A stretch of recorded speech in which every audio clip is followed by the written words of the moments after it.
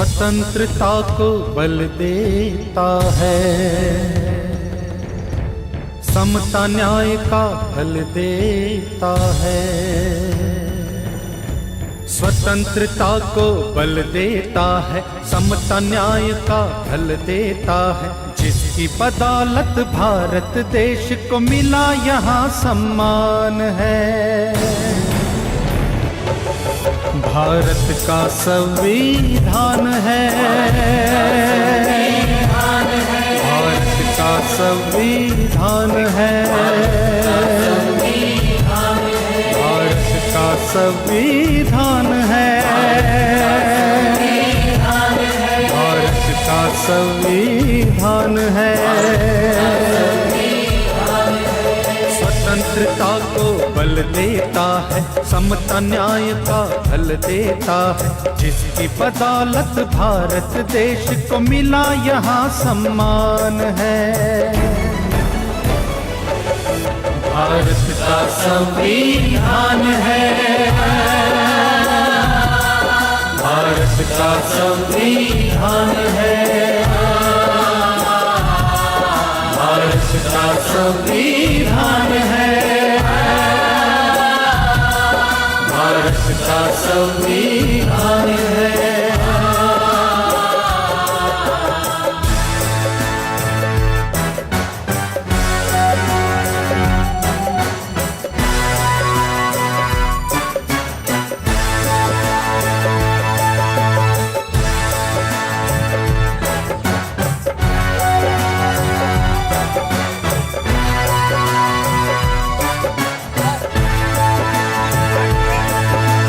जो भी यहाँ पैदा होता है भारत माँ का लाल है। संविधान में इन बातों का रखा देखो ख्याल है। जो भी यहाँ पैदा होता है भारत माँ का लाल है। संविधान में इन बातों का रखा देखो ख्याल है।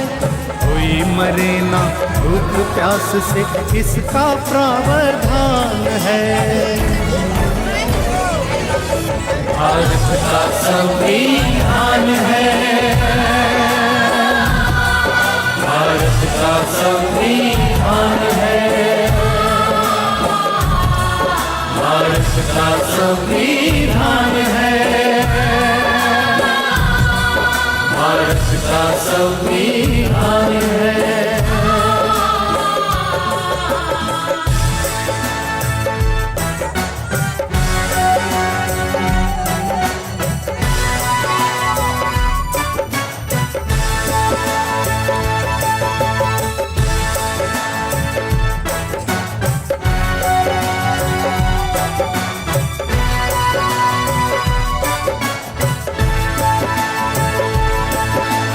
शिक्षा मिले यहाँ सब बच्चों को, ये उनका अधिकार है। मूलभूत अधिकारों का भी संविधान ही आधार है। शिक्षा मिले यहाँ सब बच्चों को, ये उनका अधिकार है। मूलभूत अधिकारों का भी संविधान ही आधार है।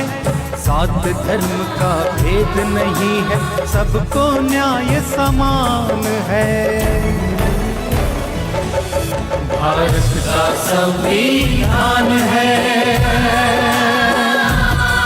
भारत का संविधान है, भारत का संविधान है, भारत का संविधान है।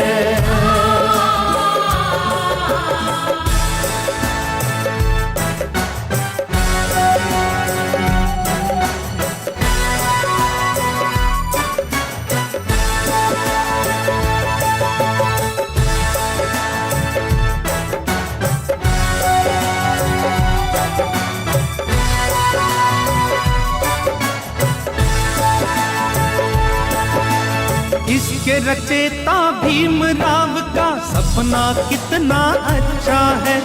उनकी नजर में कोई यहाँ पर ना ऊंचा ना नीचा है। इसके रचेता भीमराव का सपना कितना अच्छा है। उनकी नजर में कोई यहाँ पर ना ऊंचा ना नीचा है। बड़ी शान से स्वाभिमान से बनते पंत प्रधान है। भारत का संविधान है, भारत का संविधान है, भारत का संविधान है, भारत का संविधान है।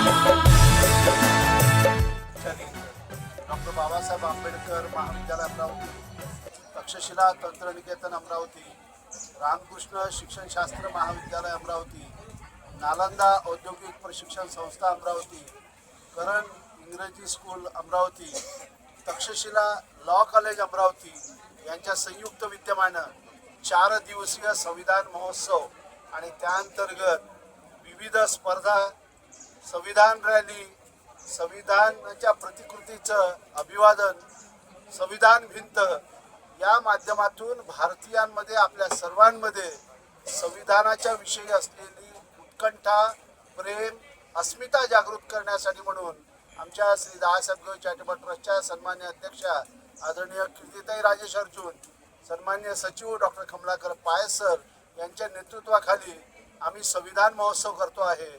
आपल्या सर्वांना या भारतीय संविधानाच्या हार्दिक हार्दिक शुभेच्छा। धन्यवाद। आणि आज भारतीय संविधानाला 75 वर्ष पूर्ण झालेले आहे। त्यानिमित्तानं आम्ही 4 दिवसाचा हा महोत्सव घेतलेला आहे। या महोत्सवामध्ये सुरुवातीला आम्ही संविधानाच्या प्रतिकृतीला अभिवादन केलं। त्यानंतर अमरावती विद्यापीठातील हे पहिलं महाविद्यालय आहे ज्या महाविद्यालयामध्ये संविधानाची भिंत आम्ही आज तिचं उद्घाटन केलेलं आहे।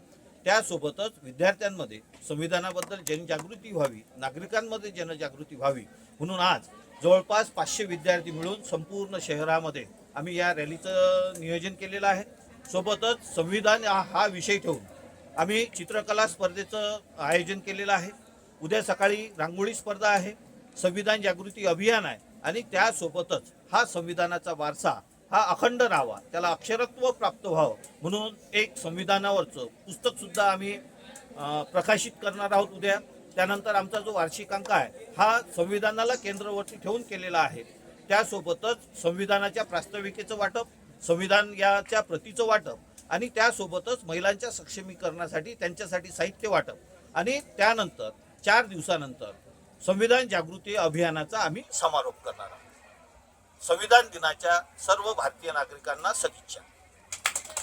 संविधान दिन डॉक्टर बाबासाहेब आंबेडकरांचा जय हो, डॉक्टर बाबासाहेब आंबेडकरांचा जय हो, छत्रपती शिवाजी महाराज की जय, छत्रपती शिवाजी महाराज की जय। ना हिंदू बौद्ध ना मुसलमान, ना हिंदू बौद्ध ना मुसलमान, हम सब भारतीय हैं। गौरव से कहो हम भारतीय हैं, गौरव से कहो हम भारतीय हैं, हम भारतीय हैं। थँक्यू। खरं म्हणजे याचा उद्देश नेमका स्वातंत्र्याच्या अगोदर ना जेव्हा आपली स्वातंत्र्याची लढाई सुरू होती तेव्हा आपण सगळे भारतीय होतो, पण आता जवळजवळ 80 वर्ष झालेले आहेत आपल्याला स्वातंत्र्य मिळून आणि परत एकदा काळाची गरज आहे की आपल्या सगळ्यांना कळलं पाहिजे की आपण नुसतं भारतीय आहोत।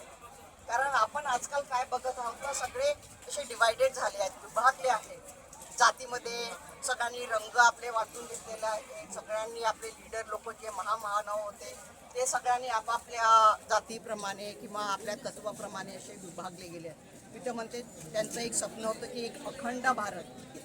आज जर ते कुठे बघत असतील आपल्याला तर त्यांना किती वाईट वाटत असेल की ज्याच्यासाठी आम्ही आज भांडलो, आमचे जीव दिले आम्ही, तो भारत परत विभागला जात आहे। आणि ही काळाची गरज आहे आता की आपण सगळ्यांनी जागरूक झालं पाहिजे आणि एक भारतीय म्हणूनच एकत्र राहून लढा दिला पाहिजे। आणि नेते लोक एकत्र होतील तेव्हा ते होतील, पण आपण सर्वसामान्य नागरिक जे आहोत आपण सगळ्यांनी ते लक्षात घेतलं पाहिजे की आपण फक्त फक्त आणि फक्त भारतीयच आहोत.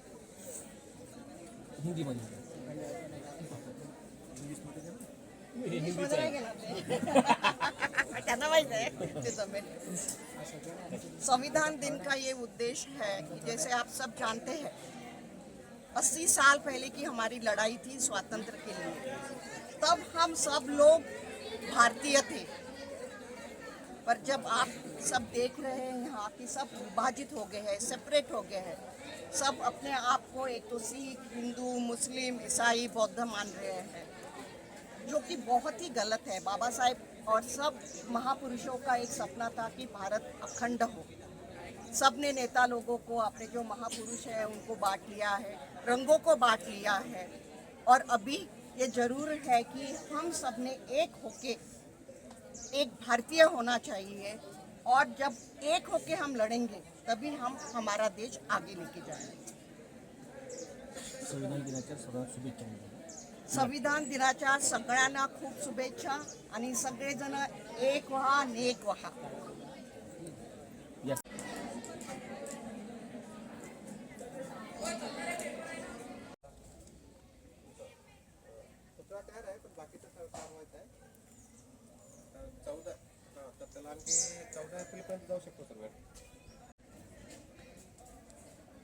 Hello sir.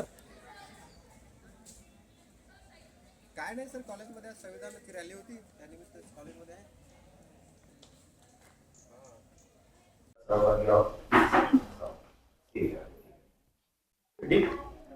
ओके. जय भीम. डॉक्टर बाबासाहेब आंबेडकर महाविद्यालय उत्तम नगर अमरावती या ठिकाणी 4 दिवसीय कार्यक्रम महाविद्यालयातर्फे आयोजित केला आहे. या निमित्तानं काल संविधानाची भिंत हा फार संविधान रॅली, त्याचप्रमाणे चित्रकार स्पर्धा अशा प्रकारे विविध कार्यक्रमाचे संविधान दिनानिमित्त आयोजन केले आहे. महत्त्वाचा टप्पा आज दिनांक 26/11 आज संविधान दिवसानिमित्त अतिशय चांगला उपक्रम या महाविद्यालयाने या ठिकाणी आयोजित केला आहे.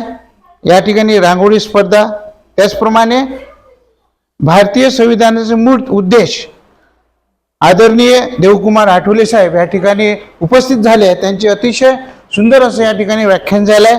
त्यांनी त्या संविधानाविषयी या ठिकाणी अतिशय सुंदर असं उदाहरणासह आपले विचार या ठिकाणी महाविद्यालयामध्ये सर्व उपस्थित लोकांना दिले आणि संविधानाची माहिती दिली.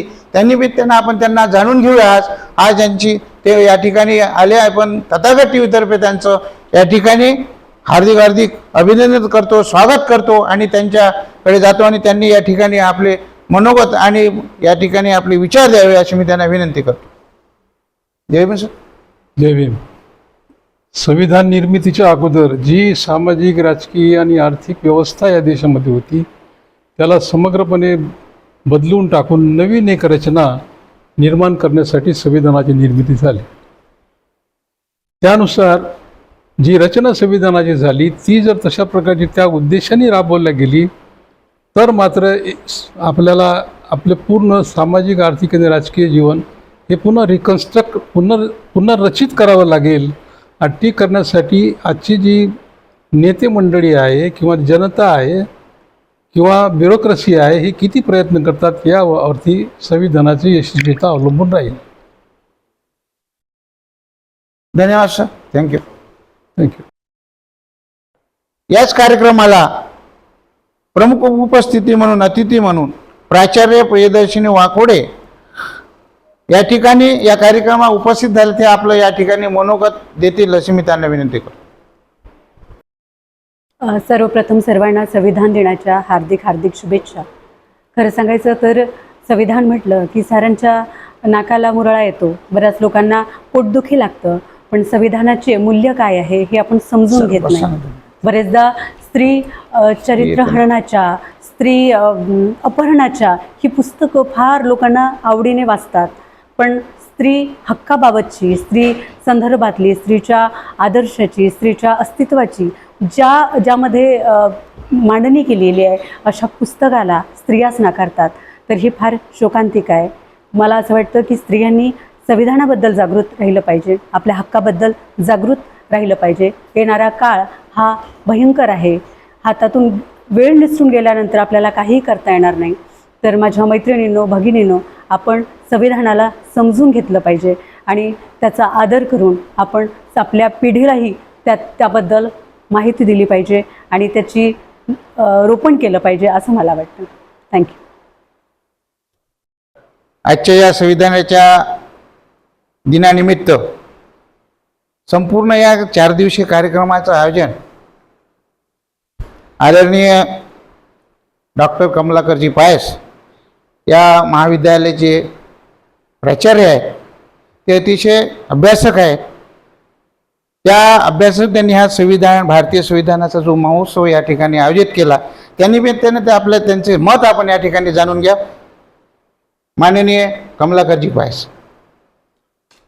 सर्वप्रथम संविधान दिनाच्या मी सर्व भारतीयांना सदिच्छा व्यक्त करतो. श्री दादासाहेब गवई चॅरिटेबल ट्रस्टच्या वतीने आम्ही संविधानाचा अमृत महोत्सव वर्षभर राबविलेला आहे आणि संविधानाच्या अमृत महोत्सवाचा समारोप करताना 4 दिवसीय संविधान महोत्सवाचं आयोजन आम्ही केलेलं आहे.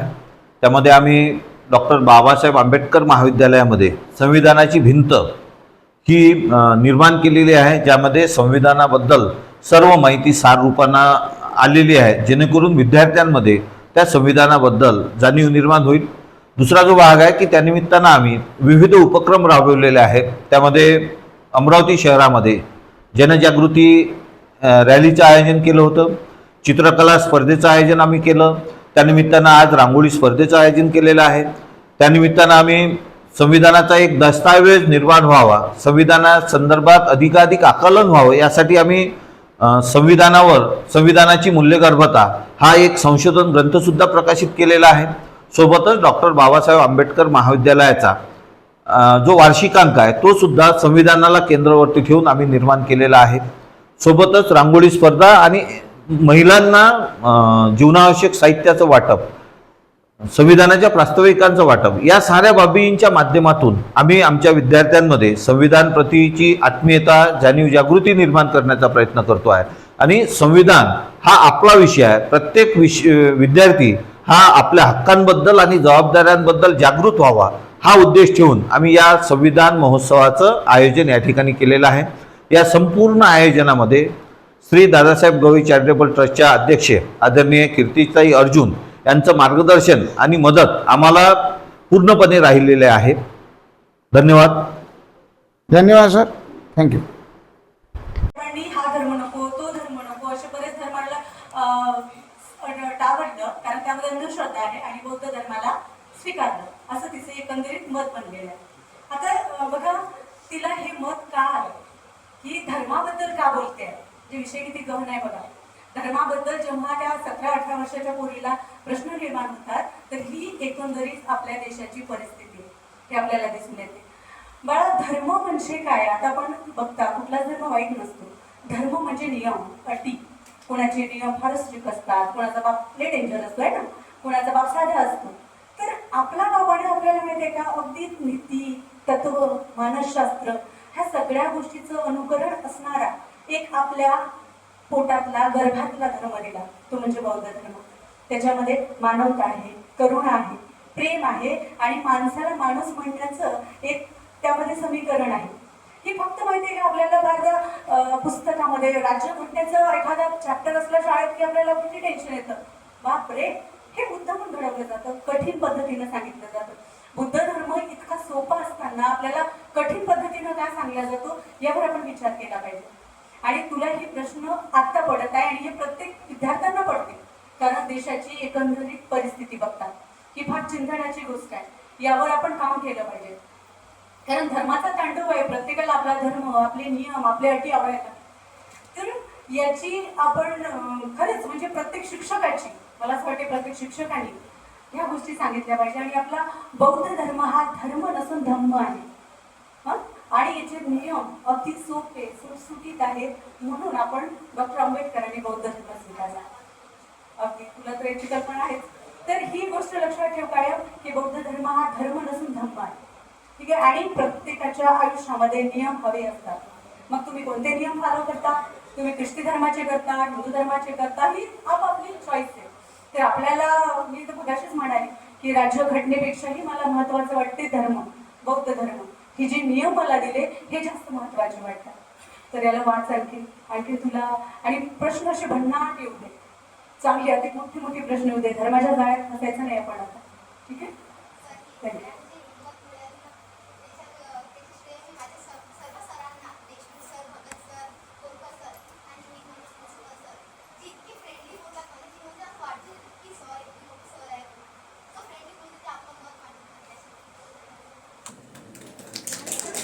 थँक्यू.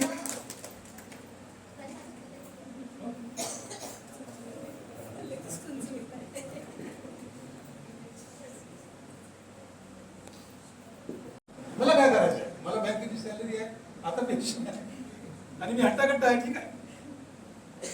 पण लोक कसे करतात तुम्हाला मार्गदर्शन असं कधी करणार नाही. या लोकांचं कर्तव्य आहे. जे जेएनयूला शिकले, सुखदेव थोरात मी आजचा ओळखत 31 वर्षाला ओळखतो. जरी मी बँकेत तरी त्यांचे माझे संबंध होते. या लोकांचं कर्तव्य होतं. त्यांनी या भागात येऊन भाषणं ते करायला पाहिजे, त्यांनी क्लास घडवायला पाहिजे. I go on teaching the people, read this book, this book. आणि लोक काय म्हणते की नाही माझी बायको म्हणते तुम्ही कशाला ज्ञान वाटतो त्यांना, ते त्याला माहिती तर तो आयडिया सांगितलं तुमचं नाव राहिलं, अशी माझी बायको म्हणते मला. घेऊन तर नाही, माझी आयडिया त्यांना सांगो की कोणीही सांगो, आयडिया तर आयडिया आहे ना. मला का माझे पुतळे उभे करायचे, मला बनायचं होतं बाबासाहेब, मी बनू शकतो काय, पण त्याचं मी बनाय मी I very common man, very common man.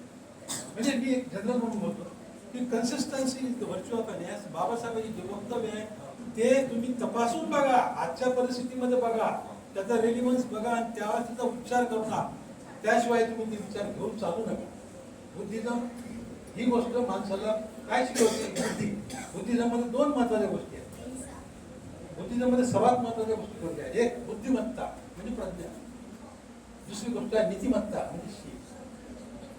बुद्धिमत्ता त्याला प्राप्त होते ज्याला शील आहे. ज्याला शील आणि बुद्धिमत्ता आहे तो समाजाचं कल्याण करू शकतो. त्याची करुणा कामाची असते. नाही तर तो इलेक्शनसाठी बुद्धी वापरतो. आपली करुणा एक बुद्धांनी प्रार्थना इलेक्शनसाठी वापरतो. मला लीडर करा, मी मूर्ती देतो तुम्हाला, मी स्कॉलरशिप देतो. ठीक आहे, मी श्रीमंत माणूस. बुद्धिमत्ता आणि नीतिमत्ता नेमकी आंबेडकरी वर्गामध्ये जो ऱ्हास झालेला आहे आजच्या परिस्थितीत, जास्त ऱ्हास. काही बुद्धिमान लोक, नीतिमान लोक समाजाला पाहिजे. लोकांना काय पाहिजे, मेरे लडके 20 लाख का पॅकेज आहे, तुम्ही पुण्यात होतो बँकेत होतो, किती करोड रुपये पाहिजे. त्याच्यामध्ये लोक म्हणतात Buddhism is basically revolve around बुद्धिमत्ता आणि नीतिमत्ता. ही जर तुम्ही डेव्हलपमेंट केले तर कोणतीही शक्ती तुम्हाला कधीही हरवणार नाही. Buddha is not only a religion, lasting philosophy of life. बुद्धिझमला कोणी चॅलेंज नाही करू शकत. बघा कुठे उत्खनन करत मला बुद्ध दिसतो. किती वेळ झाले असतील ते लोक. या भारतात 75% बुद्धाची लोकसंख्या होती. आज काय परिस्थिती आहे की बुद्धिझम फक्त महाराष्ट्र होतो आणि बुद्धिझमला फक्त धर्मांतर समजतो. बुद्धिझम म्हणजे फ्रॅटर्निटी बाबा, बंधुभाव, स्त्रीला महत्व, पुरुषाला महत्व, त्याला प्रतिष्ठा प्राप्त झाली पाहिजे, त्याला संधी मिळाली पाहिजे. कोणाला नाही पाहिजे, प्रत्येकाला दिली पाहिजे. जसं मला पाहिजे तसं तुलाही पाहिजे.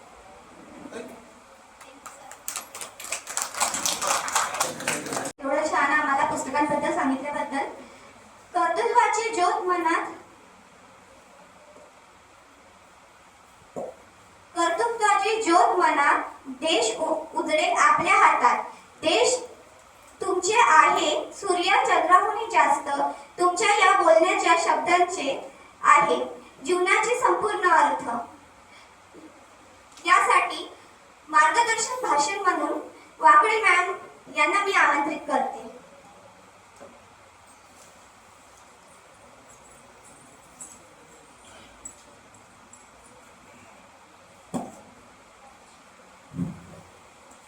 सर्वप्रथम सर्वांना जय ज्योती जय भीम. खरं सांगायचं तर मी कुठली व्याख्याता नाही आहे. एक साधी सुधी लिखाण करणारी आणि वर्गात शिकवणारी एक मास्तरीण आपण म्हणू शकाल. पयास सर, कीर्ती मॅडम यांनी इतका मोठा मान दिला त्याबद्दल त्यांचे धन्यवाद. आपण 75 अमृत महोत्सव करतो आहे, संविधान अमृत महोत्सव. दादासाहेब गवई चॅरिटेबल ट्रस्ट द्वारा बाबासाहेब आंबेडकर महाविद्यालय, रामकृष्ण शिक्षणशास्त्र महाविद्यालय, तक्षशिला तंत्रनिकेतन, तक्षशिला महाविद्यालय, नालंदा औद्योगिक प्रशिक्षण संस्था, लोटस इंग्लिश प्रायमरी स्कूल यांच्या संयुक्त विद्यमानाने भारतीय संविधान महोत्सव आपण साजरा करत आहोत. आता सांगायचं म्हणजे खरं सांगायचं तर माझा परिचय मी देताना मला आनंद होतोय. मी एका पॅन्थरची मुलगी, माझे वडील सुधाकर तायडे हे एक आठवले गटाचे कार्यकर्ते. आठवले गटाचे कार्यकर्ते असताना एक कीर्तिताईचा आणि माझा हा संबंध कसा आला हे म्हणजे फार एक सांगण्यासारखीच बाब आहे. मी लहान असताना बाबांबरोबर एक कार्यकर्त्याची मुलगी म्हणून त्यांच्याबरोबर जायची. तेव्हा तिथं कमलताई आणि दादासाहेब गवई हे दोन्ही कुटुंब त्यांची एक सवय होती की प्रत्येकाला आहेर आणि देऊन त्यांचं स्वागत करणं. हे कार्यकर्त्याला प्रत्येकदा त्यांनी त्याचा मान सन्मान करत गेले आणि माझ्या चिमुरड्या हातात दिलेले त्यांनी काही 50ची नोट, ही आठवण माझ्या स्मरणात आहे. आणि ही बाब म्हणजे कीर्तिताईंना कधीच माहीत नव्हतं की मी एका कार्यकर्त्याची मुलगी आहे.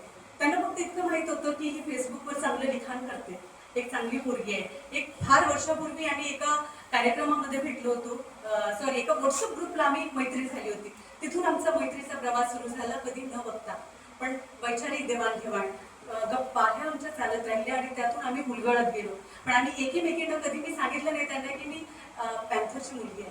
माझे वडील तुमचे कार्यकर्ते होते, जरी आठवले गटाचे कार्यकर्ते असले तरी दादासाहेबांबद्दल तितकंच कृतज्ञता, तितकीच जिव्हाळा माझ्या वडिलांमध्ये मला दिसून येत होता. आणि त्याचं कारणही हे तुम्हाला सांगायची गरज मला वाटत नाही. आणि या सगळ्या अनुषंगाने जेव्हा कीर्तिताईंची माझी भेट झाली, एका व्हॉट्सअप ग्रुपवर मी सांगितलं तुम्हाला, तिथे त्यांची करुणा, प्रेम, एखाद्या विद्यार्थ्यांबद्दल कसं असलं पाहिजे, एखाद्या मानवतेचा गुण त्यांच्यामध्ये कसा असलं पाहिजे, यातील मला त्यांच्यातून एक स्वभाव उलगडला. आणि मी त्यांच्यावर केलेलं एक लिखाण ते कदाचित तुम्ही माझ्या आयडीला वाचून घ्याल. दोस्तांनो, आपल्याला अमृत महोत्सव साजरा करावा लागतोय, ही फार आनंदाची बाब आहे. आणि सोबत एक दुःखदही वाटतं की आपल्याला वारंवार का सांगावं लागतं, संविधानाबद्दल आपल्याला इतकं म्हणजे या पुस्तकाबद्दल लोकांना जागृत का करावं लागतं. तुम्हाला माहिती आहे, एखाद्या पुस्तकामध्ये चरित्रहरण, स्त्रीच्या एखाद्या अपहरणाच्या गोष्टी, स्त्री वस्त्रांच्या गोष्टी ज्या पुस्तकात असतात त्या पुस्तकाला फारच वाव असतो. ते पुस्तक फार इंटरेस्टिंग वाटायला लागतं लोकांना. पण ज्या पुस्तकामध्ये स्त्री हक्काच्या गोष्टी केल्या जातात, स्त्रीच्या अस्तित्वाबद्दल तिथं तुम्हाला ठामपणे सांगितलं जातं की हे स्त्रीसाठी केलं पाहिजे, त्या पुस्तकासाठी आपल्याला जागर करावा लागतो. ही फार दुःखद बाब आहे. याबद्दल आपण मंथन केलं पाहिजे, विचार केले पाहिजे. पण त्या संदर्भात आपण काहीही करताना दिसत नाही. संविधान विज्ञाननिष्ठ मांडणी करतो हे आपल्या साऱ्यांना माहीत आहे. समतावादी, स्त्री संदर्भात हे सगळं एक समान कायद्याने बांधलं जातं, ही आपल्या संविधानाची एक उद्देशिका आहे. मला एक कीर्तिताई आणि माझ्यामधलं एक संभ्य फार आठवतं की कीर्तिताई एका ट्रस्टी आहेत आणि त्या म्हणजे वडिलांनी दिलेला वारसा संस्थेचा त्या चालवतात. आणि माझाही तोच एक भाग आहे की माझ्या वडिलांच्या संस्था त्यातली एक संस्था माझ्या वडिलांनी मला दिली. म्हणजे बघा, हे लोक पॅन्थर लोक नुसतं संविधानिक भाषा बोलले नाही तर जगले सुद्धा. मुलीच्या पदरात एखादी गोष्ट टाकणं ही साधी बाब नाही.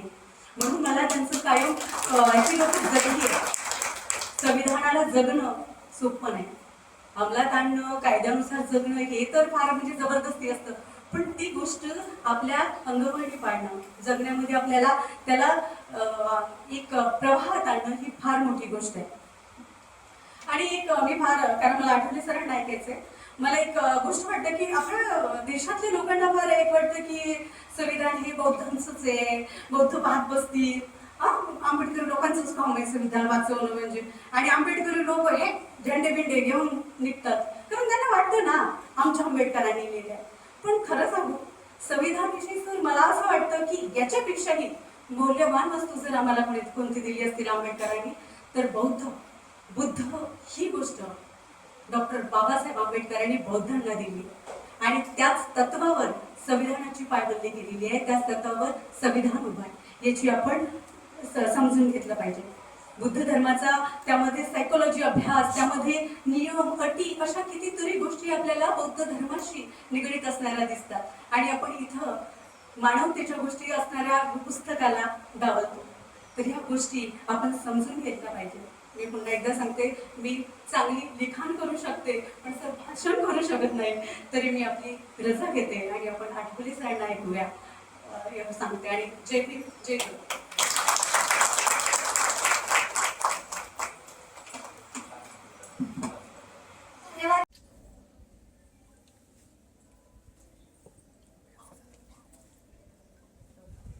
पालीमधलं प्रियंबल आहे.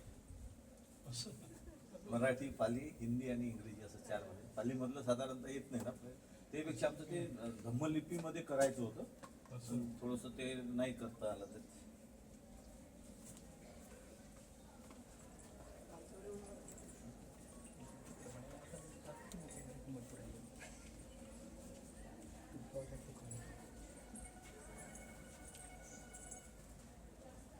सौरभ, जय भीम, जय भीम.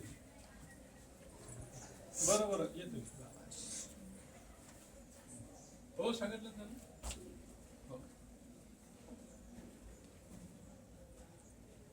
सॉरी, हा जो फोटो आहे की नाही, याचं ओरिजिनल मिळेल का आपल्याला? आहे सर, मुंबईला आहे डॉक्टर बाबासाहेब आंबेडकर. नक्की फक्त मला माझ्या नको करायचं, मी कळून नाही. फ्रंट पेज मला याचंच करायचं. ठीक आहे, ठीक आहे. ओरिजिनल असलं हो.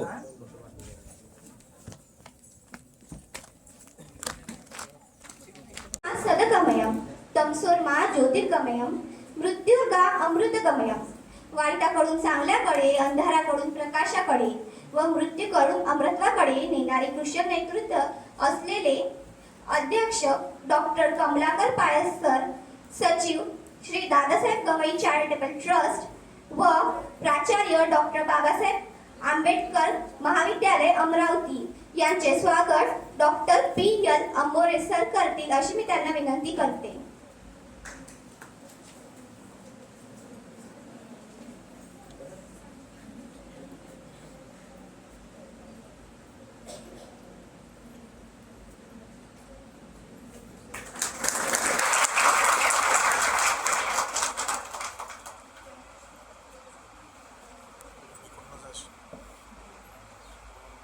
यानंतर आपले प्रमुख अतिथी देवकुमार आठवले सर यांचे स्वागत डॉक्टर तंटरपाडे सर करतील अशी मी त्यांना विनंती करते.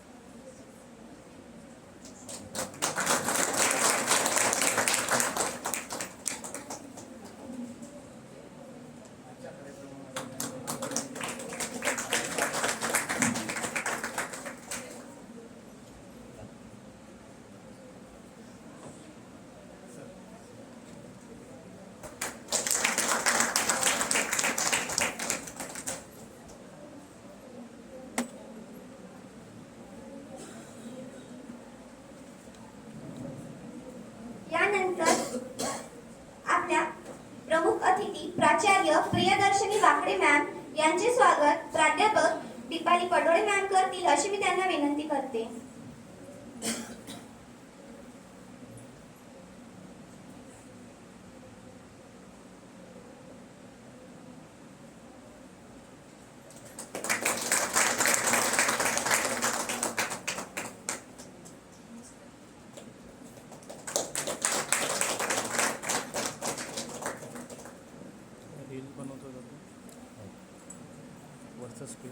यानंतर प्राध्यापक P.R.S.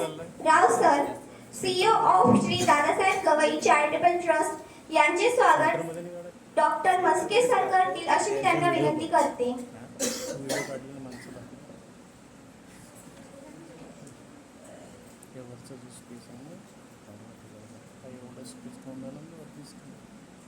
सेंटरमध्ये घ्यायचं.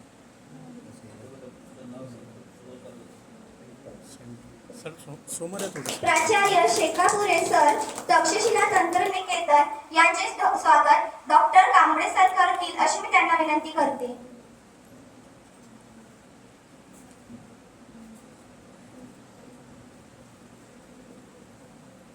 तसेच पियुष चक्रपाणी सर प्राचार्य नालंदा औद्योगिक प्रशिक्षण संस्था यांचे स्वागत सांगोले सर करतील अशी मी त्यांना विनंती करते.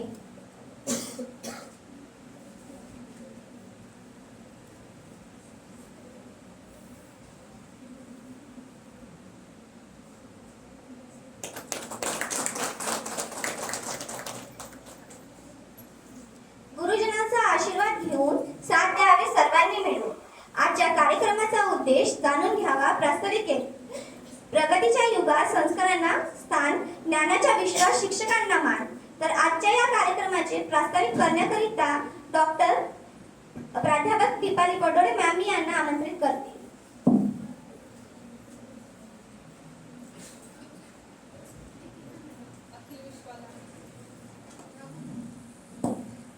अखिल विश्वाला शांतीचा संदेश देणारे तथागत गौतम बुद्ध, भारतरत्न डॉक्टर बाबासाहेब आंबेडकर यांच्या स्मृतीस प्रथमतः अभिवादन करते.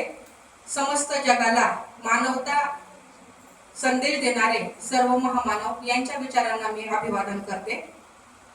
श्री दादासाहेब गवई चॅरिटेबल ट्रस्ट द्वारा संचालित डॉक्टर बाबासाहेब आंबेडकर महाविद्यालयाअंतर्गत हा संविधान महोत्सव संपन्न होत आहे. संविधानाचा महोत्सव साजरा करणारं डॉक्टर बाबासाहेब आंबेडकर महाविद्यालयाचं हे संपूर्ण संकुल हे पहिलं महाविद्यालय आहे. या प्रसंगी या विचारपीठावर विराजमान आपल्या संस्थेचे आदरणीय सचिव डॉक्टर कमलाकर पायस सर यांचे मी महाविद्यालयाच्या वतीने स्वागत करते. तसेच आज आपणास लाभलेले माननीय प्रसिद्ध व्याख्याते आदरणीय देवकुमार आठवले सर यांचं देखील मी प्रथमतः स्वागत करते. तशाच दुसऱ्या व्याख्याता आपणास लाभलेले आहे माननीय प्राचार्य प्राध्यापक प्रिया वाकडे मॅडम यांचं मी महाविद्यालयाच्या वतीने स्वागत करते. तसेच या संपूर्ण महोत्सवामध्ये सहभागी आपल्या या अमरावती शहरातील हे जे शैक्षणिक संकुल आहे त्यामध्ये स्थित असलेले रामकृष्ण शिक्षण शास्त्र महाविद्यालय, तक्षशिला तंत्रनिकेतन, तक्षशिला महाविद्यालय BCom LLB, नालंदा औद्योगिक प्रशिक्षण संस्था आणि लोटस इंग्लिश प्रायमरी स्कूल यांच्या संयुक्त विद्यमाने आपला हा 4 दिवसीय संविधान महोत्सव संपन्न होत आहे. मला पाहुण्यांना सांगायला आनंद होत आहे की या 4ही दिवसांमध्ये वेगवेगळे अभिनव कार्यक्रम आम्ही आयोजित करत आहोत. आज या परिसरातील महिलांकरिता रांगोळी स्पर्धा आयोजित केलेली आहे. तसंच उद्या दिनांक 27 रोजी मुलींसाठी आवश्यक साहित्य वाटप केली जाणार आहे आणि 28 या तारखेला या परिसरातील समस्त नागरिकांना आपण या उद्देश पत्रिकेचं एक प्रत वाटप करणार आहोत. असा हा महोत्सव इथे आहे. या महोत्सवाअंतर्गत आज मुख्य दिवस म्हणजे 26 नोव्हेंबर 2025 आज आपण संविधान दिनानिमित्त या आयोजित व्याख्यानासाठी इथे उपस्थित झालेलो आहोत. यासाठी आपणास लाभलेले आहेत माननीय देवकुमार आठवले सर यांचा अल्पशा परिचय करून या ठिकाणी मी देत आहे. त्यांचं MA पॉलिटिकल सायन्स मध्ये झालेलं आहे. स्टेट बँकेतून अधिकारी पदावरून ते निवृत्त आहेत. इंग्रजी वृत्तपत्रात त्यांचं नित्य लिखाण चालू असते आणि सर्वात महत्त्वाचा मुद्दा म्हणजे संवैधानिक इतिहासाचे ते अभ्यासक आहेत आणि भारताच्या या राज्यघटनेवर सरांचा गाढा अभ्यास आहे आणि त्याची प्रचिती आपल्याला थोड्याच वेळात इथे होणार आहे. मी पुनश्च त्यांचे स्वागत करते आणि आपल्या दुसऱ्या व्याख्यात्या इथे लाभलेले आहेत माननीय प्राचार्य प्रिया वाकडे मॅडम. या संत तुकाराम महाराज कनिष्ठ महाविद्यालय यवतमाळ येथे कार्यरत आहेत आणि त्यांचा जो अभ्यासाचा विषय आहे समाजशास्त्र आणि मराठी विषयांमध्ये त्यांनी पदवी प्राप्त केली आहे आणि त्याचा गाढा अभ्यास आहे. प्राचार्य पद भूषवत असताना सर्व जबाबदाऱ्या त्या खूप निष्ठेने पार पाडतात आणि सामाजिक कार्यांमध्ये त्या सक्रिय सहभागी आहेत. मी इथे प्रसंग सांगू इच्छिते. मॅडम रात्री मुंबईवरून प्रवास करून आपल्या समवेत इथे कार्यक्रमासाठी उपस्थित झाल्या. म्हणजे 3 दिवसाचा सलग त्यांचा हा व्यस्त कार्यभार होता तरी देखील मॅडम इथे उपस्थित झाल्या, त्याबद्दल मी महाविद्यालयाच्या वतीने त्यांचे आभार मानते. आणि तुम्ही सर्वजण इथे उपस्थित झाला, तुमचे देखील महाविद्यालयाच्या वतीने स्वागत करते आणि माझे प्रास्ताविक संपवते. धन्यवाद.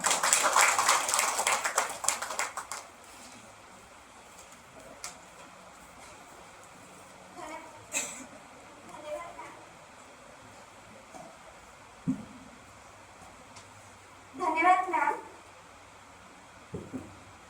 संविधान महोत्सव अंतर्गत संविधान दिनाच्या निमित्त महाविद्यालयाने संविधानाची मूल्यगर्भता या ग्रंथाचे संपादन केले आहे. त्याचे आपण मान्यवरांच्या हस्ते प्रकाशन करणार आहोत. मी उपस्थित सर्व मान्यवरांना विनंती करते की त्यांनी या ग्रंथाचे प्रकाशन करावे.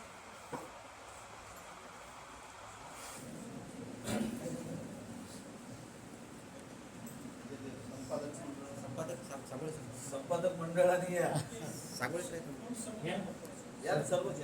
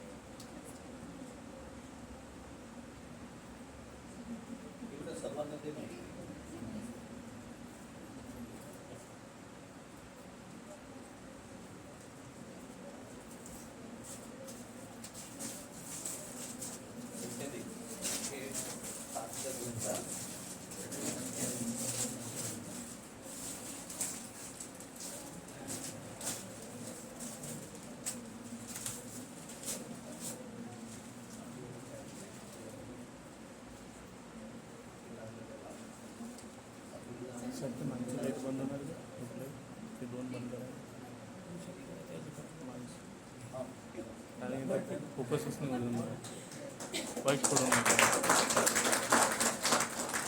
गाड्या खूप कमी झाल्या.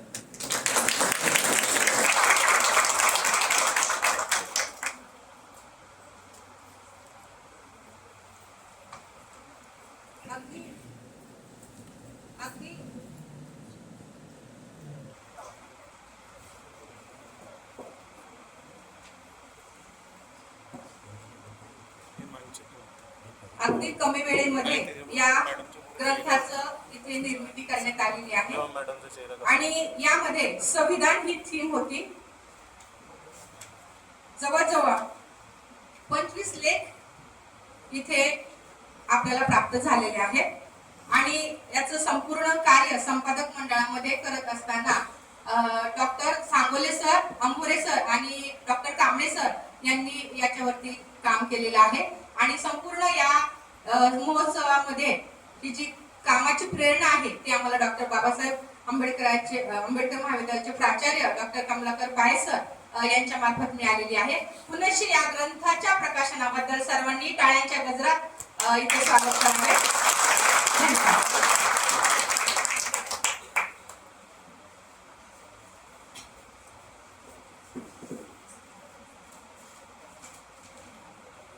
राव सर, मी यांना आमंत्रित करते.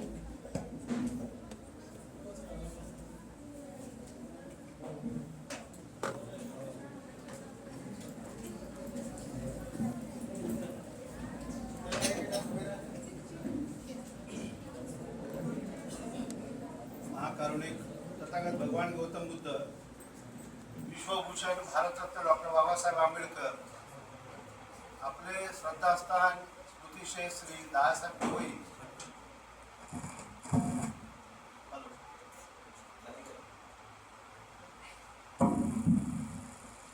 आपले श्रद्धास्थान स्मृतिशय श्री दादासाहेब गवई यांच्या चरणांना आणि विचारांना सर्वप्रथम नमन. आज आपला भारतीय संविधान दिन ज्याप्रमाणे कोमलने आपल्या प्रास्ताविकेमध्ये सांगितलं की 26 नोव्हेंबर 1949ला आपण आपलं संविधान स्वीकारलं. भारतीय राज्यघटनेचे शिल्पकार महामानव बोधिसत्व डॉक्टर बाबासाहेब आंबेडकर यांनी आपल्याला संविधान दिलं. त्या संविधान पुस्तिकेमध्ये स्वातंत्र्य, समता आणि बंधुता जी आपण आपल्या संस्था गीतामध्ये सुद्धा घेतलेली आहे, तर त्याचं जी उद्देशिका त्यांनी दिली ती उद्देशिका आपल्याला या ठिकाणी घ्यायची आहे. मी म्हणेल माझ्या पाठीमागे तुम्हाला म्हणायचं आहे, आम्ही भारताचे लोक भारताचे एक सार्वभौम समाजवादी धर्मनिरपेक्ष लोकशाही गणराज्य घडवण्याचा व त्याच्या सर्व नागरिकांस सामाजिक आर्थिक व राजनैतिक न्याय विचार अभिव्यक्ती विश्वास श्रद्धा व उपासना यांचे स्वातंत्र्य दर्जाची व संधीची समानता निश्चितपणे प्राप्त करून देण्याचा आणि त्या सर्वांमध्ये व्यक्तीची प्रतिष्ठा व राष्ट्राची एकता आणि एकात्मता यांचे आश्वासन देणारी बंधुता प्रवर्धित करण्याचा संकल्पपूर्वक निर्धार करून आमच्या संविधान सभेत आज दिनांक 26 नोव्हेंबर 1949 रोजी याद्वारे हे संविधान अंगीकृत आणि अधिनियमित करून स्वतः प्रत अर्पण करत आहोत. जय हिंद.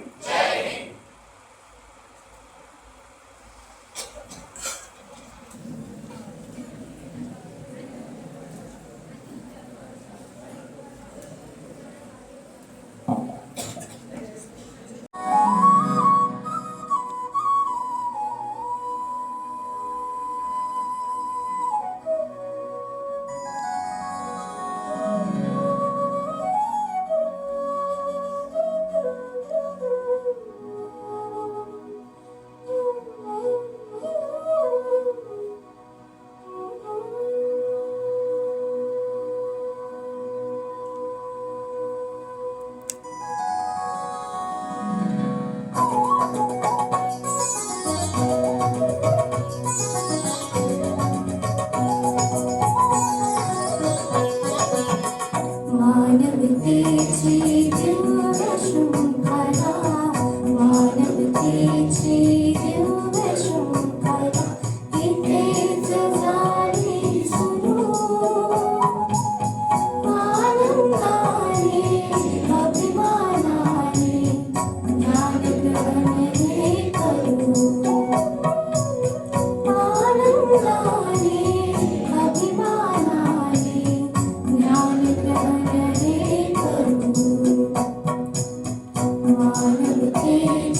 देव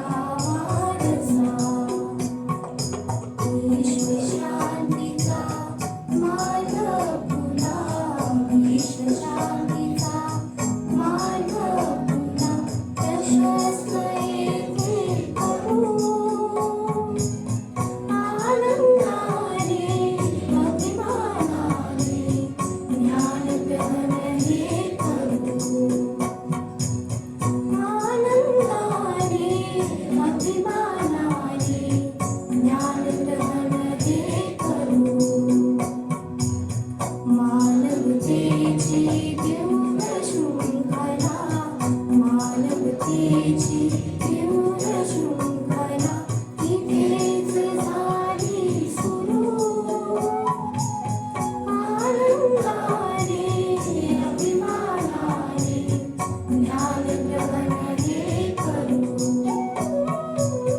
आनंदाने अभिमानाने ज्ञानग्रहण हे करू ज्ञानग्रहण हे करू ज्ञानग्रहण हे करू.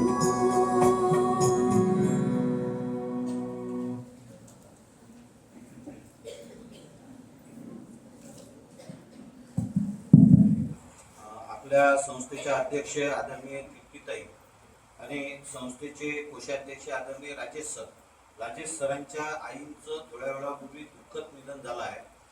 तर त्यांना आपण आदरांजली या ठिकाणी अर्पण करणार आहोत. एक साथ सावधान.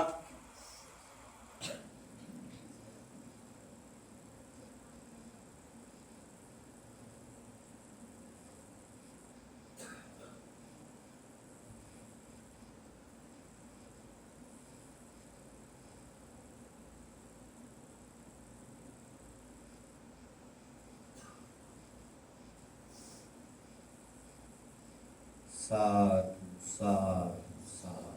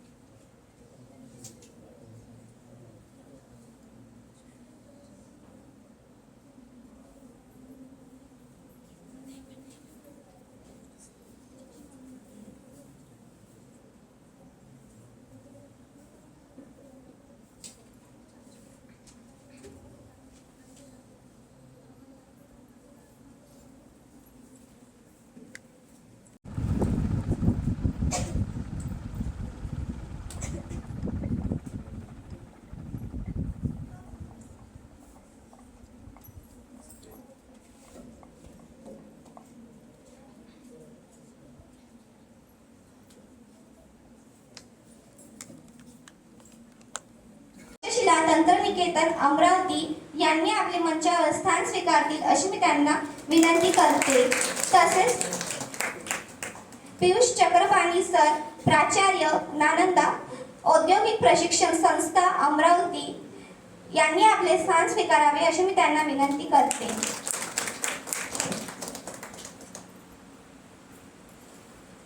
यानंतरचा टप्पा म्हणजे मानवता ज्योत प्रज्वलन. भारतीय संविधान रचनेचे शिल्प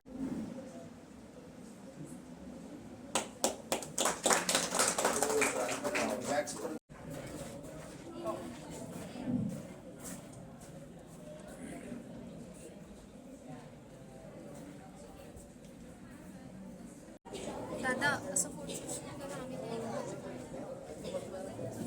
सर्वांनी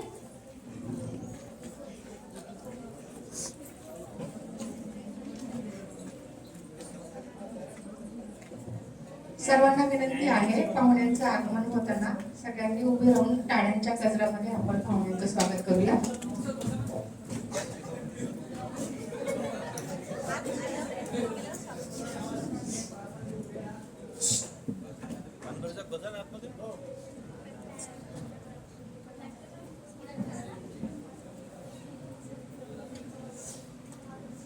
स्वागतम स्वागतम सुस्वागतम स्वागतम स्वागतम सुस्वागतम. मी कोमल गजानन पांढुरकर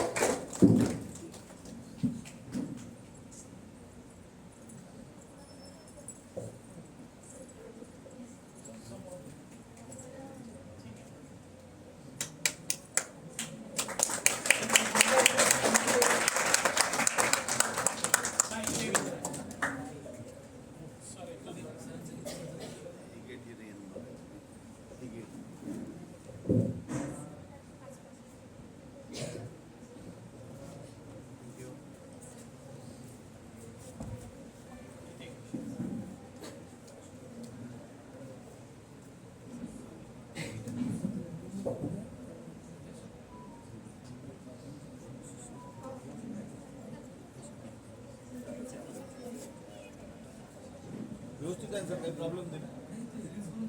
अरे सरांना एक खुर्ची देणं.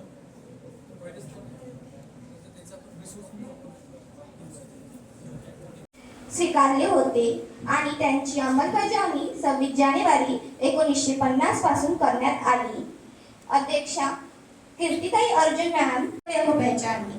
श्री दादासाहेब गवई चॅरिटेबल ट्रस्ट द्वारा संचालित या शैक्षणिक संकुलात असलेल्या डॉक्टर बाबासाहेब आंबेडकर महाविद्यालय अमरावती, रामकृष्ण शिक्षणशास्त्र महाविद्यालय अमरावती, तक्षशिला तंत्रनिकेतन अमरावती, तक्षशिला महाविद्यालय बीकॉम LLB अमरावती, नालंदा औद्योगिक प्रशिक्षण संस्था Amravati, lotus English primary school Amravati यांच्या संयुक्त विद्यमाने आज दिनांक 26 नोव्हेंबर 2025 रोजी प्रमुख अतिथी प्राचार्य प्रियदर्शनी वाकडे मॅम यांनी आपले स्थान स्वीकारले अशी मी त्यांना विनंती करते.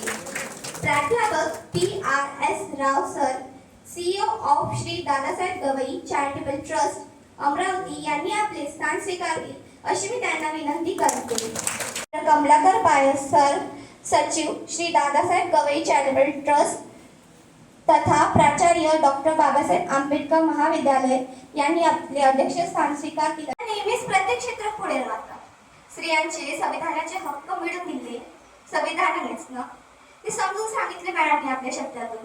मॅम म्हणाल्या की मी चांगले वक्ते नाही. मॅम तुम्ही एवढ्या चांगले बोलल्या आणि म्हणता की चांगले वक्ते नाही. एकदा सर्वांनी जोरदार टाळ्याने स्वागत करावे. त्याचप्रमाणे हे देखील सांगितले की संविधान हे प्रत्येकाचे आहे, एकाचे नाही. आंबेडकर हे सर्वांचे आहे, एकाचे नाही. भीम हे सर्व आहे, एक नाही. हिंदू, मुस्लिम, बौद्ध सर्व एकच आहे हे मॅमने आज आपल्या भाषणातून सिद्ध केले. व त्यानंतर मी आता प्रमुख मार्गदर्शक म्हणून श्री देवकुमार आठवले सर यांना आमंत्रित करते.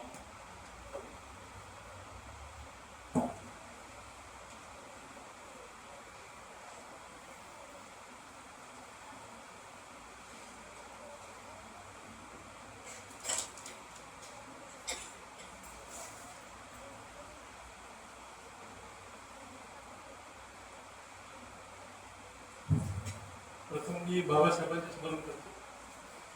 दादासाहेब गवई या महाविद्यालयाचे प्राचार्य, सहकारी, या कार्यक्रमाचे अध्यक्ष प्राचार्य वाकडे मॅडम, बंधुवादी भगिनींनो, विद्यार्थी. वाकडे मॅडमने म्हटलं की मी चांगलं लिहू शकते, चांगलं बोलू शकत नाही. माझी अशी परिस्थिती आहे की चांगलं लिहू शकत नाही, बोलू शकत नाही. जास्त अपेक्षा ठेवू नका. आपण या ठिकाणी भारतीय संविधानाच्या उद्देश पत्रिकेचे वाचन केलं. हे वाचन अभ्यास सुरू आहे. ते प्रत्येक इन्स्टिट्यूशन मध्ये झालं पाहिजे म्हणून इजेट खोबरागडे साहेबांनी गव्हर्नमेंटला लिहिलं आणि तेव्हापासून सुरू आहे. आमच्या शिक्षण शिकत असताना एक प्रार्थना आम्हाला म्हणावं लागत होती, भारत माझा देश आहे. आता आहे की नाही मला माहित. सर्व भारतीय बंधू वगैरे भगिनी काय पण आम्ही बंधू आणि भगिनी कधी झालोच नाही. भारतीय झालो की हा एक प्रश्न आहे. संविधानाचा मूळ उद्देश काय होता या विषयात मला बोलायचं. संविधानाबद्दल बऱ्याच ठिकाणी आज महोत्सव सुरू आहे आणि संविधानाबद्दलचे सर्वात जास्त कार्यक्रम जर कोणी करत असेल तर आंबेडकरी वर्ग जास्त प्रमाणात करतो. इथल्या ठिकाणी सुरू आहे. गमतीची गोष्ट अशी आहे की जो वर्ग संविधानात जेवढा उदो करतो त्या संविधानामध्ये अनुसूचित जातीसाठी फक्त 12 कलम आहेत. भारतीय संविधान मुळात 395 कलमचं आहे. त्याच्यामध्ये शेड्यूल कास्टसाठी फक्त 12 कलम आहेत आणि ते 12 कलमांपैकी सर्वात जास्त इथं 6च कलम आहेत. 12 कलम वजा गेले 395 मधून 383 कलम राहतात. ते समग्र भारतीयांसाठी आहे.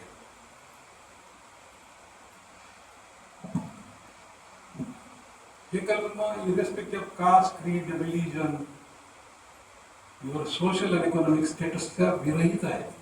प्रत्येकाला with the people of India.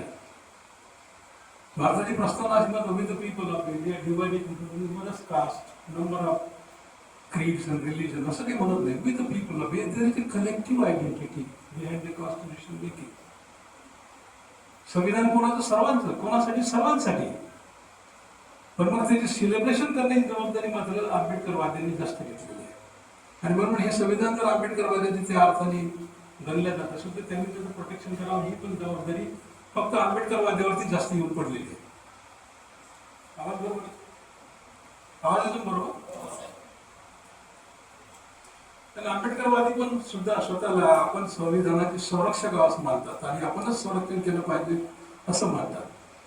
पण संविधानाचं संरक्षण ही जनता करत नसते हे लक्षात घ्या. संविधानाचं संरक्षण आंदोलनातून होत नाही.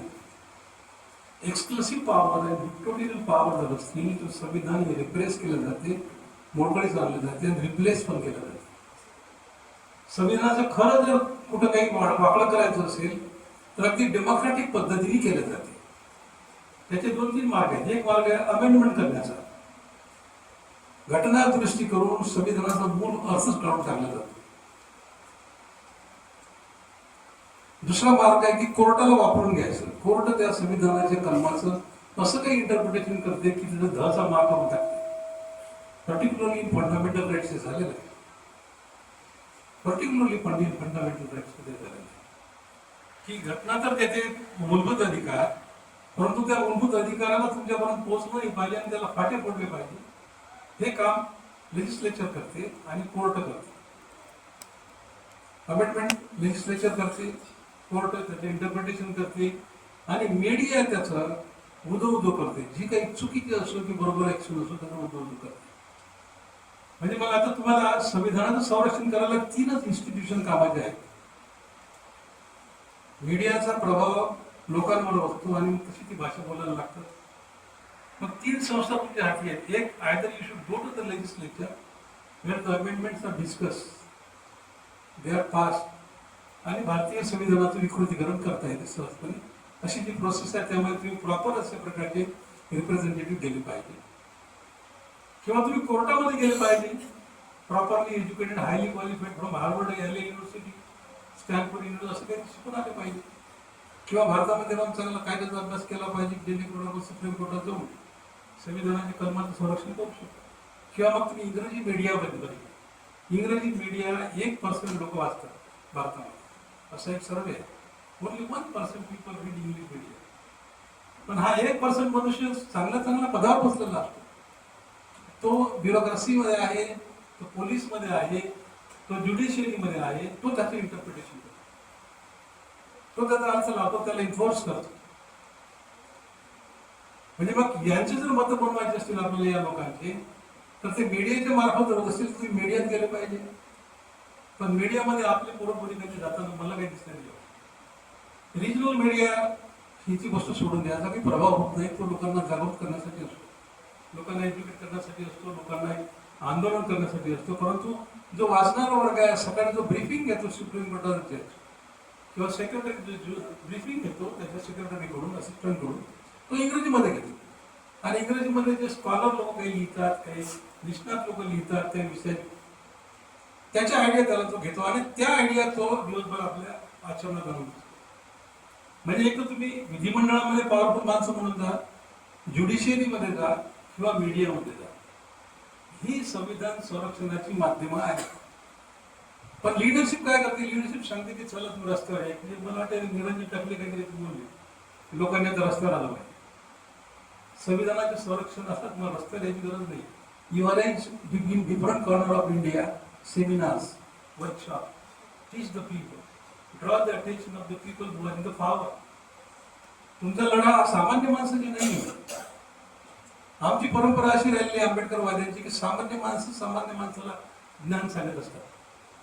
आम्हाला सांगायचं की जो सत्यवर आहे त्याला कसं कंट्रोल करते, काहीतरी पर्स्युएड हे. त्याचे मार्ग काय आहे? तुमच्या विचाराची अभ्यासाच्या प्रागल्भ्याने त्याला प्रभावित करा किंवा त्याला तुमचं असं तरी प्रॉपरली की त्याला भीती वाटत आहे की जर या माणसाचं मी ऐकलं नाही तर माझं काहीतरी वाकडं होऊ शकेल. किंवा मग त्याचं एक ह्युमन जे फिलिंग असते माणसामध्ये की नाही माझं काही मोरॅलिटी ज्याला म्हटलं जाते ती त्याची जागृत करा की नाही, मी जरी जज असेल, मी ब्युरोक्रेट असेल, मी पोलीस अधिकारी असेल, माझं कर्तव्य आहे की I must give justice to a particular individual. ही एक मोरॅलिटी त्याच्यामध्ये जागृत करा. या 3 मार्गाने त्या माणसाचं मत पडवा. एक तर थ्रेटनिंग करा, एक तर पर्सुएशन करा, किंवा मॉरल कॉन्शियसनेस त्याचं जागृत करा. अल्टिमेटली कोणत्याही गोष्टीला काय बेस असतो एन्फोर्समेंटचा, फॉलोअपचा, फॉर्मल नसतो. फॉर्मॅलिटी फंडामेंटल राईट्समध्ये आहे, कॉन्स्टिट्यूशनमध्ये फॉर्मल प्रोव्हिजन्स दिलेले आहेत की असं असं झालं पाहिजे, असं केलं पाहिजे. आणि if you take formality in your life all over the time, then in the long run you are all dead. Formality तुम्हाला वाचवत नाही. You will have to bring it practice. आणि मग इथं आठवतं की बाबासाहेबांनी काय म्हटलं होतं. बाबासाहेबांनी हे म्हटलं होतं की बघा, तुम्ही जेवढं काही मूलभूत अधिकार देता आणि एवढे आयडियलिस्टिक बोलता, त्या गोष्टीला काही मिनिंग राहत नाही unless that ideas that provisions come into practice. He was 100% practical man. Columbia युनिव्हर्सिटीला बाबासाहेब 1913 साली गेले आणि त्यांनी एक विषय फिलॉसॉफीचा घेतला, तो जॉन ड्यूच्या अंतर्गत घेतला. जॉन ड्यू हा नाव, ही वॉज प्रॅग्मॅटिस्ट. प्रॅग्मॅटिस्ट म्हणजे व्यवहारिक भाषा, रेटॉरिक म्हणजे अलंकारिक भाषा. नेहरू हे अलंकारिक भाषा बोलत होते, गांधी हे अलंकारिक भाषा बोलत होते. Some kind of revolution from the God और from religion, some kind of a moral sentiment that something has to happen on its own. It will never happen on its own. You will have to do for that something. Ambedkar said, you will have to do for that. No, Ambedkar wait for some time. It will automatically get into practice. असं कधी होत नाही. रेटॉरिक म्हणजे उत्प्रेक्षा अलंकार किंवा अलंकारिक भाषा बोलल्याने मोठं गोड वाटते. Nehru use to use a language of poetic language. तुम्ही डिस्कवरी ऑफ इंडिया वाचत असाल, त्याचे वेगवेगळे वक्तव्य वाचलं. 9 डिसेंबर सरांनी मला नेहरूंचं वक्तव्य दाखवलं. ऑब्जेक्टिव्ह रिझॉल्युशन 9 डिसेंबरला नेहरूंनी मांडले. व्हॉट वर those objective resolution? Objective big talk that there will be a justice for everybody, there will be a liberty for everybody, that everybody will get a dignity. Dignity is a matter of totally different idea. डिग्निटीचा अर्थ हे लोक जास्तीत हे घेतात की so long I am respected, dignity is there. Dignity of yours is I have nothing to do with that. You are born to live a life what you are living today. तुम्ही जे जगताय तुम्हाला जगावं लागेल ना. मैं देखो 5 उंगलियां सरी की नहीं होती है, मैं बड़ी उंगली हूं, आप छोटी उंगली हो, तो आपको रहना तो पड़ेगा ना उस तरह से. भारतीय संविधानात तुम्ही प्रस्तावित पाहिलं असेल की डिग्निटी हा शब्द आहे. Dignity of the individual and unity of the nation नंतर आहे. So unless each and every person as a citizen of India gets a dignity, and dignity has to do number of things with the people who are living as a marginalized community, SC, ST, OBC and minorities. Babasaheb was practical, he was a pragmatist. The first Indian pragmatist was Babasaheb Ambedkar. मला वाटते बऱ्याचशा लोकांनी हे पुस्तक पाहिलं नसेल की Scott स्टाउटचं पुस्तक मागं आलं, हे 3-4 वर्ष अगोदर आलं. Intellectual biography of Babasaheb Ambedkar. स्टाउटचा संबंध पुणे युनिव्हर्सिटीशी होता. पुस्तक पहिल्यांदा अमेरिकेतून प्रकाशित झालं, नंतर ते आता भारतातून प्रकाशित झालं. पण हे पुस्तक आपल्या आंबेडकरी वर्गाच्या लोकांनी कोणी वाचलेलं मला तरी दिसलं नाही, including your intellectuals. Those were writing in the columns of journal, in the newspaper and writing books and delivering speeches. मी घालून ऐकलं नाही कोणाच्या बोलण्यामध्ये की त्यांनी स्काउटच्या पुस्तकाचे रेफरन्स केले. त्या पुस्तकामध्ये स्काउटनी बाबासाहेबांच्या विद्यार्थी जीवनातलं आपलं लाईफ ते कसं इंटलेक्च्युअल डेव्हलपमेंट करतात हे फार लिहिलेलं आहे. आणि त्याच्यामध्ये त्यांनी इतके रेफरन्सेस दिले आहेत की ऑर्डिनरी रीडरला समजणार नाही. त्याला you need some kind of background of knowledge, background of your subject. ही फिलॉसॉफी काही तुम्हाला पाहिजे ते कळणार नाही. पण म्हणून प्रयत्न केला म्हणजे कळणार नाही असा भाग नाही, पण आपण प्रयत्न तरी करतो का. या पुस्तकामध्ये त्यांनी एक दिलेलं आहे की जॉन ड्यूकडे काम करत असताना आंबेडकर हे psychology of philosophy. What is philosophy? Philosophy is an idea. Everything has a philosophy. Your living has a philosophy. That is an idea that how should I live? How should I behave? How should I interact?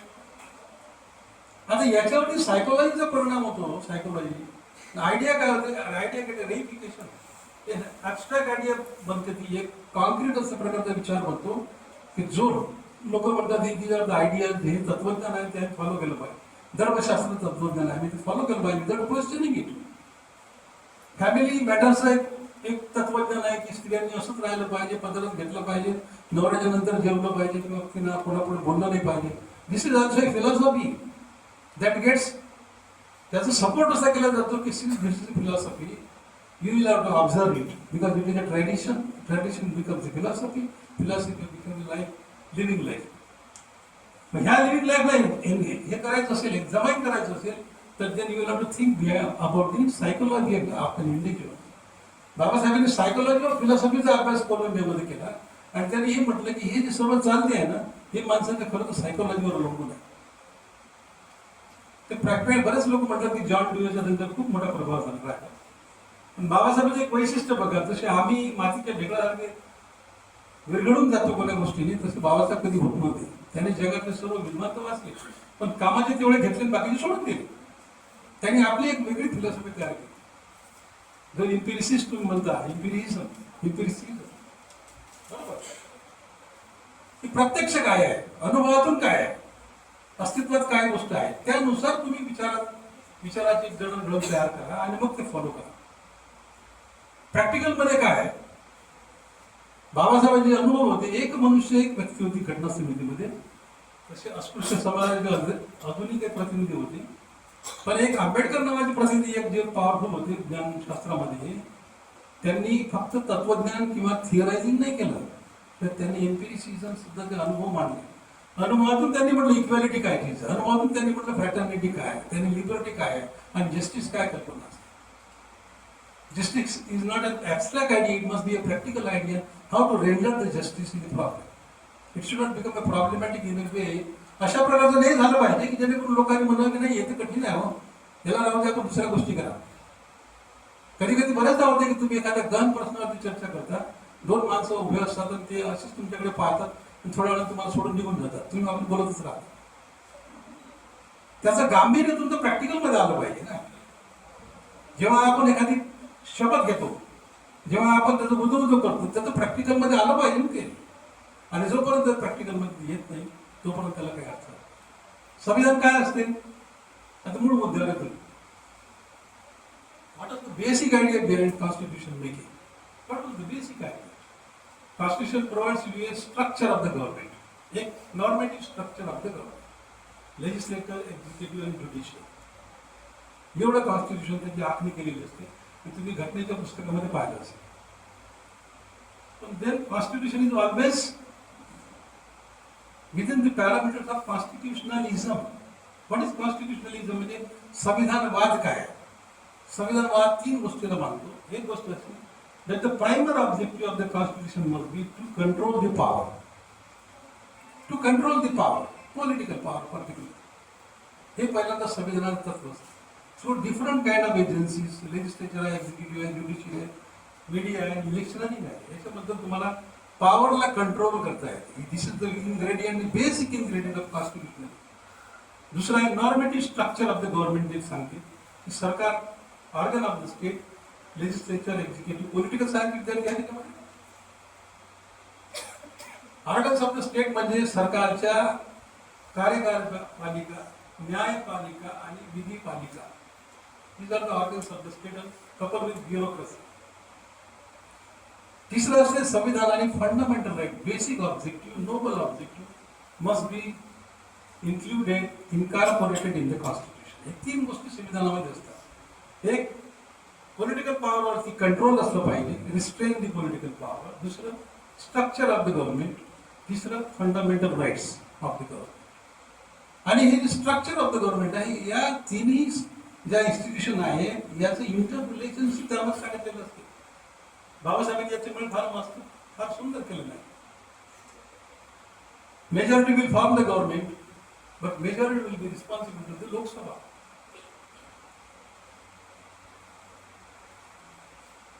Executive will enforce the laws framed by the legislature, but the legislature must include in while legislating the significant section of society. मुसलमानामध्ये कायदे तुम्ही करता तर मुसलमान त्याच्यामध्ये आहे का कायदा करायला? हे कॉन्स्टिट्यूशनचं तत्व आहे, ते पाळलं जात नाही, ही वेगळी गोष्ट. आर्टिकल 39 मध्ये व्यवस्था, आर्थिक व्यवस्था कशी चालली पाहिजे दिलेली आहे. पण आजपर्यंत कोणत्याही सरकारने सत्तेचं संपत्तीचं विकेंद्रीकरण झालं पाहिजे अशा प्रकारचे कायदे कधीच केले नाही.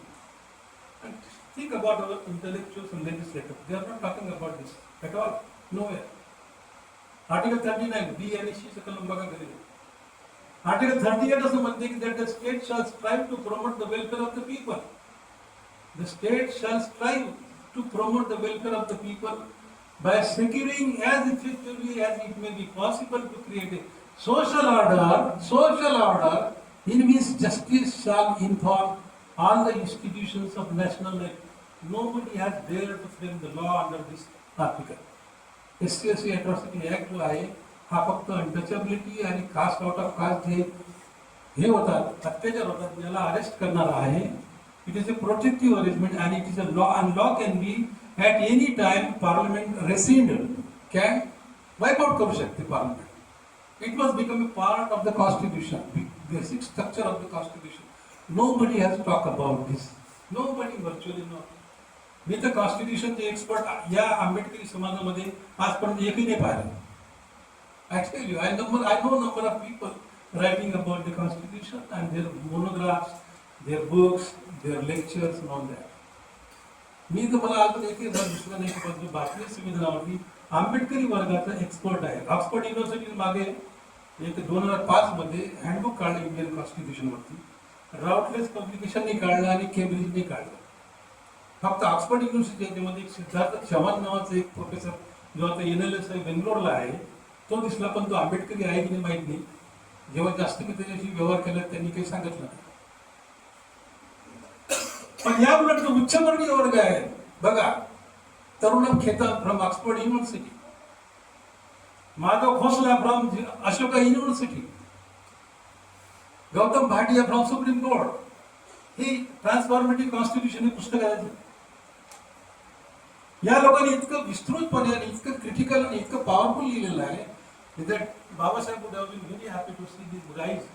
क्या बच्चे हैं यार, 30-40 वर्षाचे पोरं आहेत ते, and they are writing so with erudition and wisdom, with all the technicalities taken into consideration.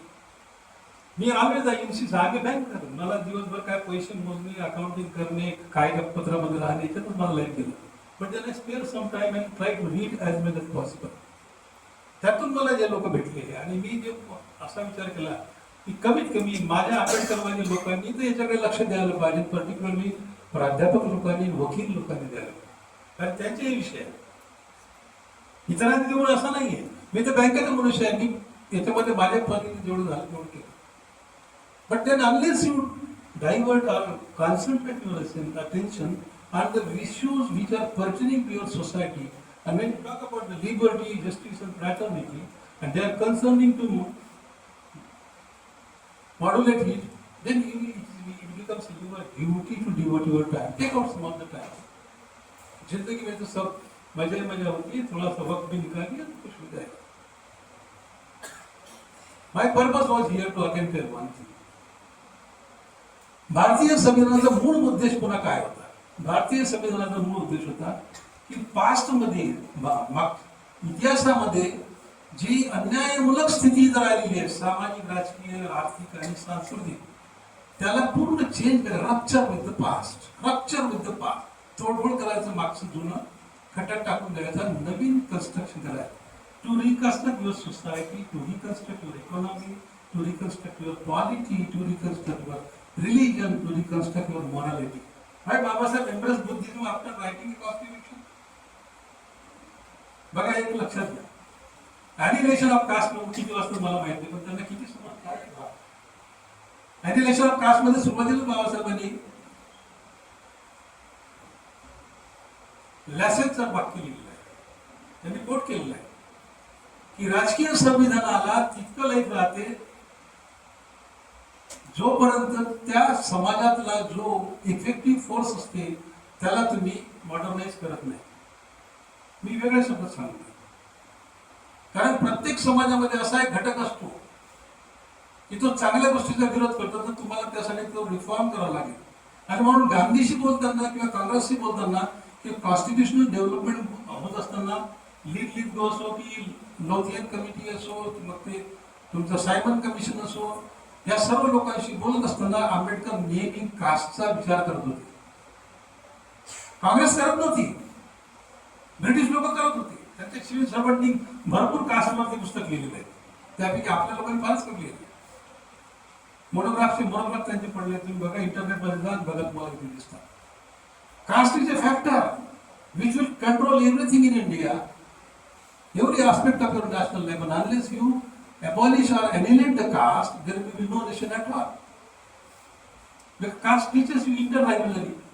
जेव्हा caste teaches you not to trust other, दुसऱ्यावर विश्वासच नाही त्याचा. एक पाटील मनुष्य तेलावर कधी विश्वास करत नाही.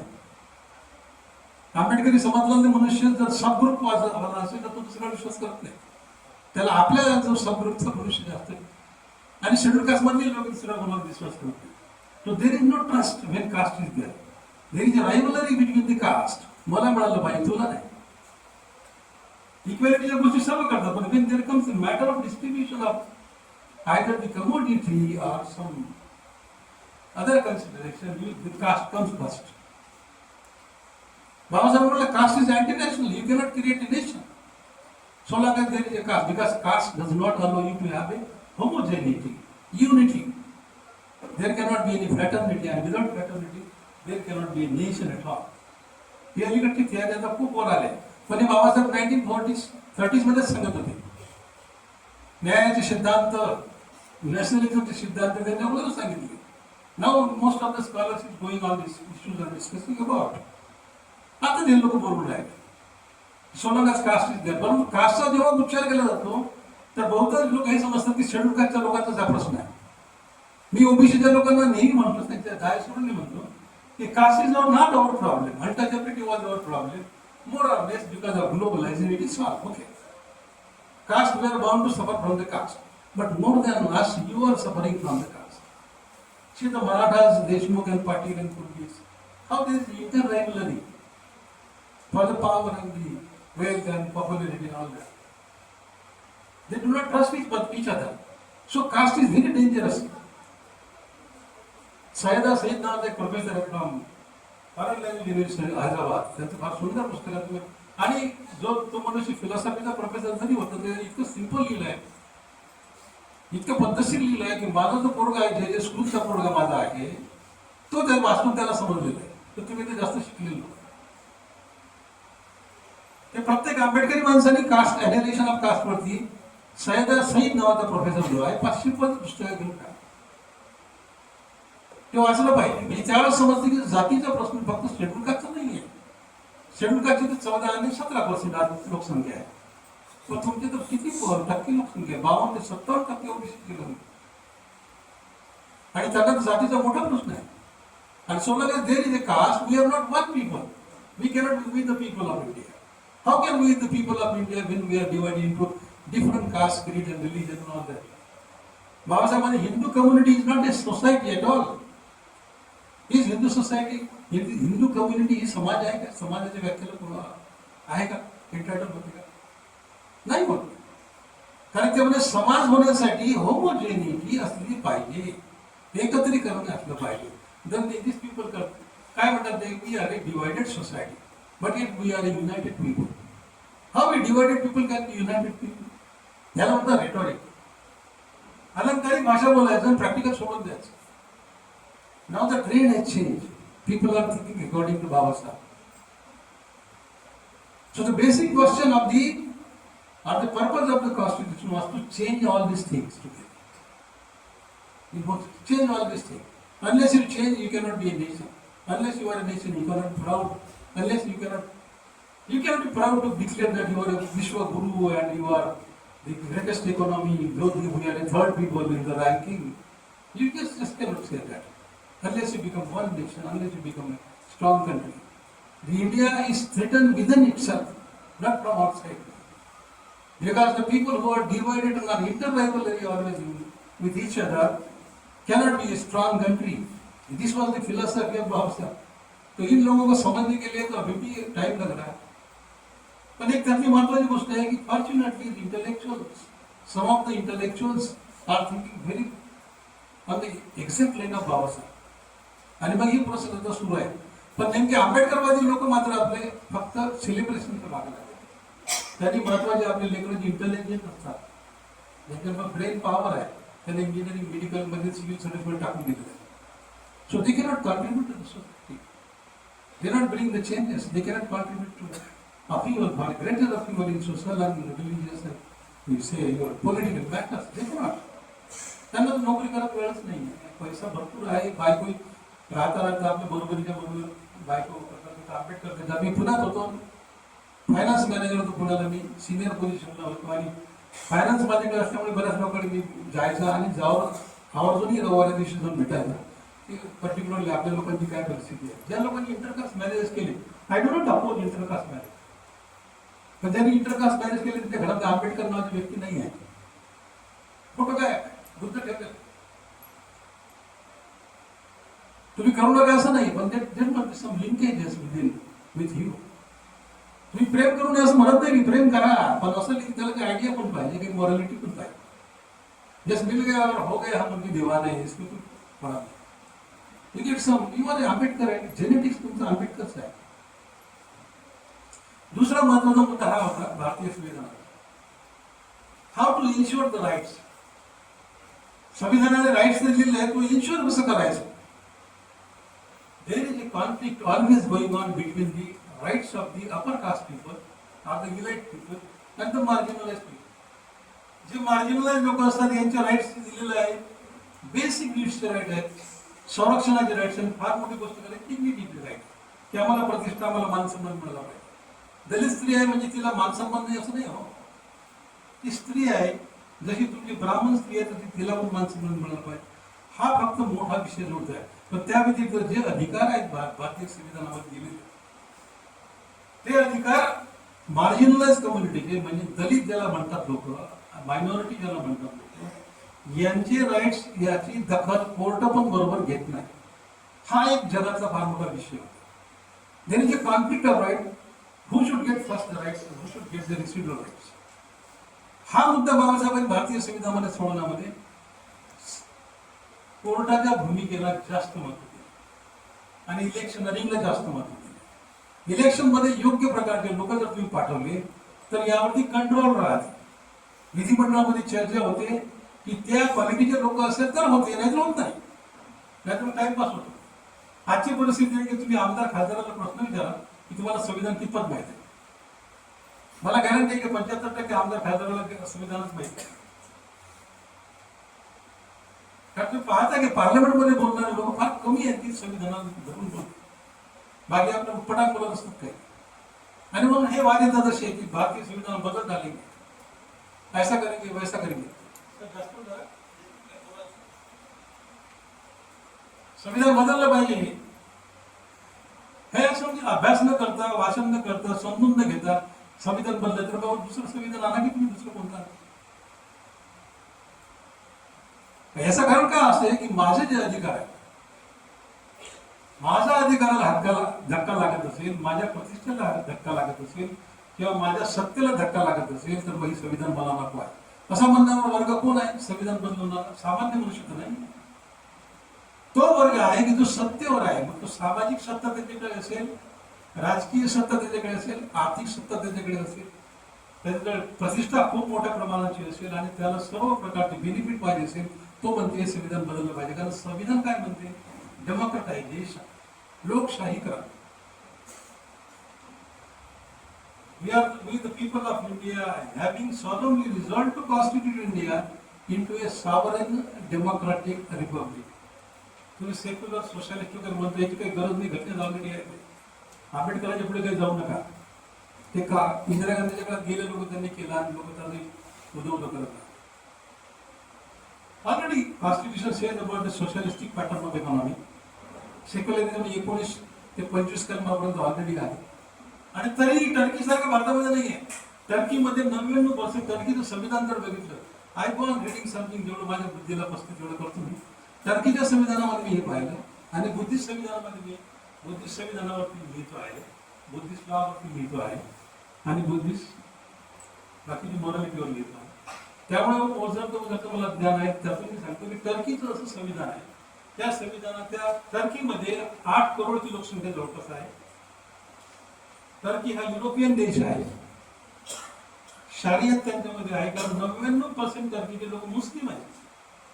तरी स्त्रियांना आपला नवरा कसा असावा, कोणाबरोबर फिरावं, कसे कपडे घालावे, कुठं राहावे, पूर्ण स्वातंत्र्य आहे. See the secular state, despite being a theocratic state, they are Muslim country. जगाचं फार ठळक उदाहरण आहे. आज संविधानाचा प्रश्न कसा आहे, काय वेस्टर्न आयडिया म्हणून संविधान आलं, त्यामुळे वेस्टर्न पॉलिटिकल थिंकिंगचा प्रभाव प्रत्येक संविधानावर राहिला. नंतर अरब राष्ट्रांनी असं म्हटलं की आमच्याच पुराणिक पद्धतीने संविधान का असू नये, आणि त्यांनी आपलं सुरू केलं. मग आता बुद्धिस्ट राष्ट्र काय म्हणाले, ऑलरेडी बुद्धिस्ट प्रत्येक राष्ट्रामध्ये जे संविधान आहे त्याच्यामध्ये बुद्धिझम इन्क्ल्युजन आहे. श्रीलंकेमध्ये आहे, भूतानमध्ये आहे, व्हिएतनाममध्ये आहे. त्यांचे संविधान माझ्याकडे आहेत, आणि मी तुम्हाला सांगतो, तुम्हाला घ्या, तुम्ही वाचा, कुठे मिळते तुम्हाला. आता बुद्धिस्ट लोक म्हणायला लागले की आमचं संविधान आमच्या विचारानुसार पाहिजे, आणि भारतामध्ये हिंदू म्हणून आले की आमच्यानुसार संविधान पाहिजे. संविधान कसं पाहिजे, मनुस्मृतीला आधारित पाहिजे, ग्रेडेशन ऑफ इनइक्वालिटी वगैरे असलं पाहिजे वगैरे. मग त्या ठिकाणी प्रश्न कसा येतो की अधिकार द्यायचे कोणाला आहे, कोणाला नाही द्यायचे, कोणाला सोडून द्यायचं, कोण लायकीचं आहे, कोण लायकीचं नाही. हा बेसिक क्वेश्चन भारतीय संविधानाचा आहे. हा सोडवण्यासाठी बाबासाहेबांनी सर्वात जास्त ट्रस्ट ज्युडिशियरी आणि इलेक्शनवर ठेवलं होतं. कारण इलेक्शन 5 वर्षानंतर जर तो बरोबर वागत नसेल तर त्याला सरळ करता येते, आणि जज जर वागत नसेल तर त्यालाही अकाउंटेबल ठरवता येते. पण जर जजेस त्या विचाराचे झाले तुम्ही काय करा. जजेस सुद्धा एका विचारसरणीचे असतात, एक सामान्य प्रवृत्तीचे असतात, सामान्य घरातले पण येतात, त्यामुळे ते विचारसरणी, आचरण आणि वागण्याची पद्धती ते आणतात. हा प्रकार बाबासाहेबांनी मांडलेला आहे ऑलरेडी. प्रश्न हा आहे की जर अशा प्रकारची प्रक्रिया आहे तर जो आंबेडकरी वर्ग स्वतःला फार मोठा जागरूक समजतो आणि घटनेचा संरक्षक समजतो, त्याची भूमिका तो नाही होत. फक्त तो सेलिब्रेशनच करतो, अभिमानच ठेवतो की त्याच्या संरक्षणासाठी आपली सुद्धा इंटलेक्च्युअल आणि मॉरल डेव्हलपमेंट करतो. संविधानामध्ये हे पण अपेक्षित आहे की there must be a class which will defend the civic life, the democratic life, the sovereign. Everybody is a sovereign person. प्रत्येक जण सार्वभौम आहे आपले निर्णय घ्यायला. तर तो काय करतो हे संविधानात सुद्धा अभिप्रेत आहे. मला वाटतं बरंच बोललो मी, आणि I think that I should not go beyond this. Thank you very much. जय भीम.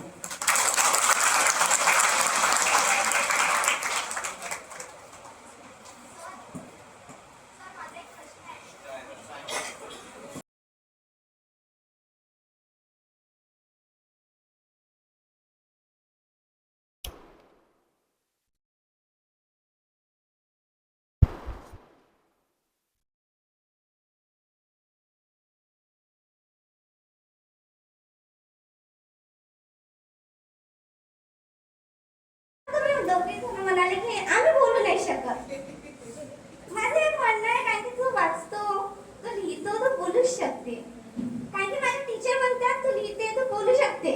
मला नेहमी सर मॅम सांगतात, सर सुद्धा सांगतात की तू बोलू शकते, खूप चांगली बोलते. मग तुम्ही आता का म्हटले असते की बोलू नाही शकत मी.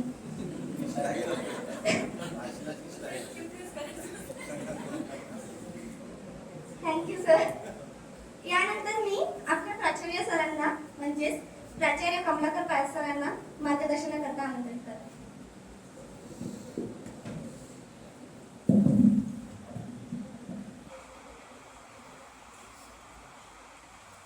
महाकरुणे तथागत बुद्ध, आमच्या मेंदूचे रचनाकार, आमचं सर्वस्व डॉक्टर बाबासाहेब आंबेडकर यांना अभिवादन करतो. परिवर्तनाच्या चळवळीतील सर्व महामानवांच्या सम्यक विचारांना अभिवादन करतो. आमची चेतना, आमची प्रेरणा, स्मृतिशेष दादासाहेबांना अभिवादन करतो. आजच्या या संविधान महोत्सवाच्या व्याख्यानाच्या कार्यक्रमाला प्रमुख व्याख्याते म्हणून लाभलेले आदरणीय देवकुमार आठवले सर, दुसऱ्या व्याख्यात्या आदरणीय प्राचार्य प्रिया वाकडे मॅडम, या ठिकाणी उपस्थित आदरणीय राव सर, शेकापुरे सर, चक्रपाती सर, माझे सर्व सहकारी प्राध्यापक आणि विद्यार्थी मित्र मैत्रिणी. खरं म्हणजे आज खूप सुंदर अशी 2 व्याख्यानं झाली आहेत. एका पुस्तकाचं प्रकाशन पण झालं आहे. लोकशाहीचा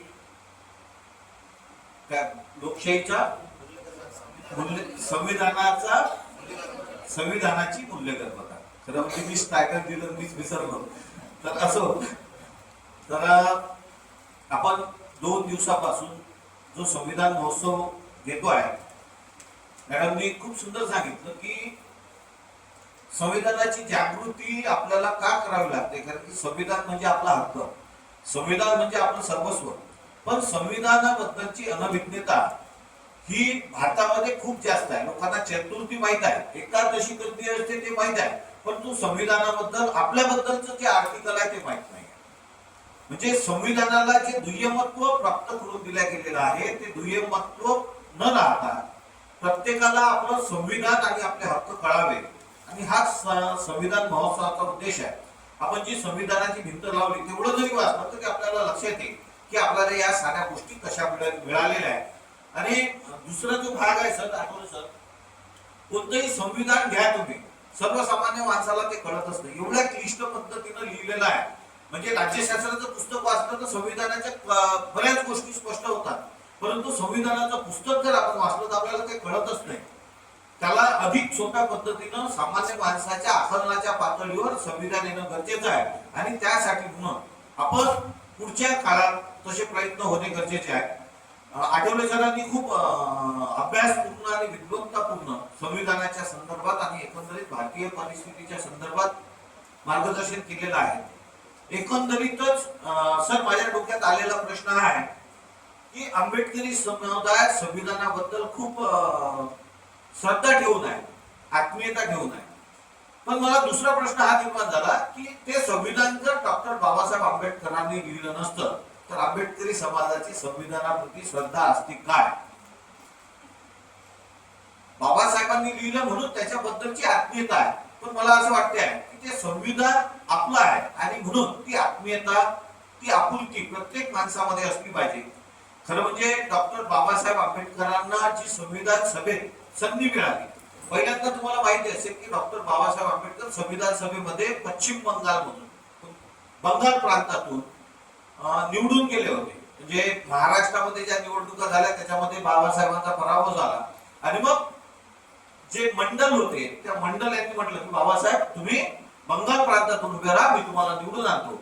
आणि बंगाल प्रांतातून ते निवडून गेले. जेस्वर नावाचा तो मतदारसंघ होता आणि निवडून गेले 46 मध्ये आणि 47 मध्ये फाळणी झाली. 9 डिसेंबर 1946 ला जेव्हा संविधान सभा पहिल्यांदा भरली आणि त्यानंतर डॉक्टर बाबासाहेब आंबेडकर आणि काँग्रेस यांचा वैचारिक खूप मतभेद होता. महात्मा गांधींची बाबासाहेबांची प्रचंड मतभेद होते.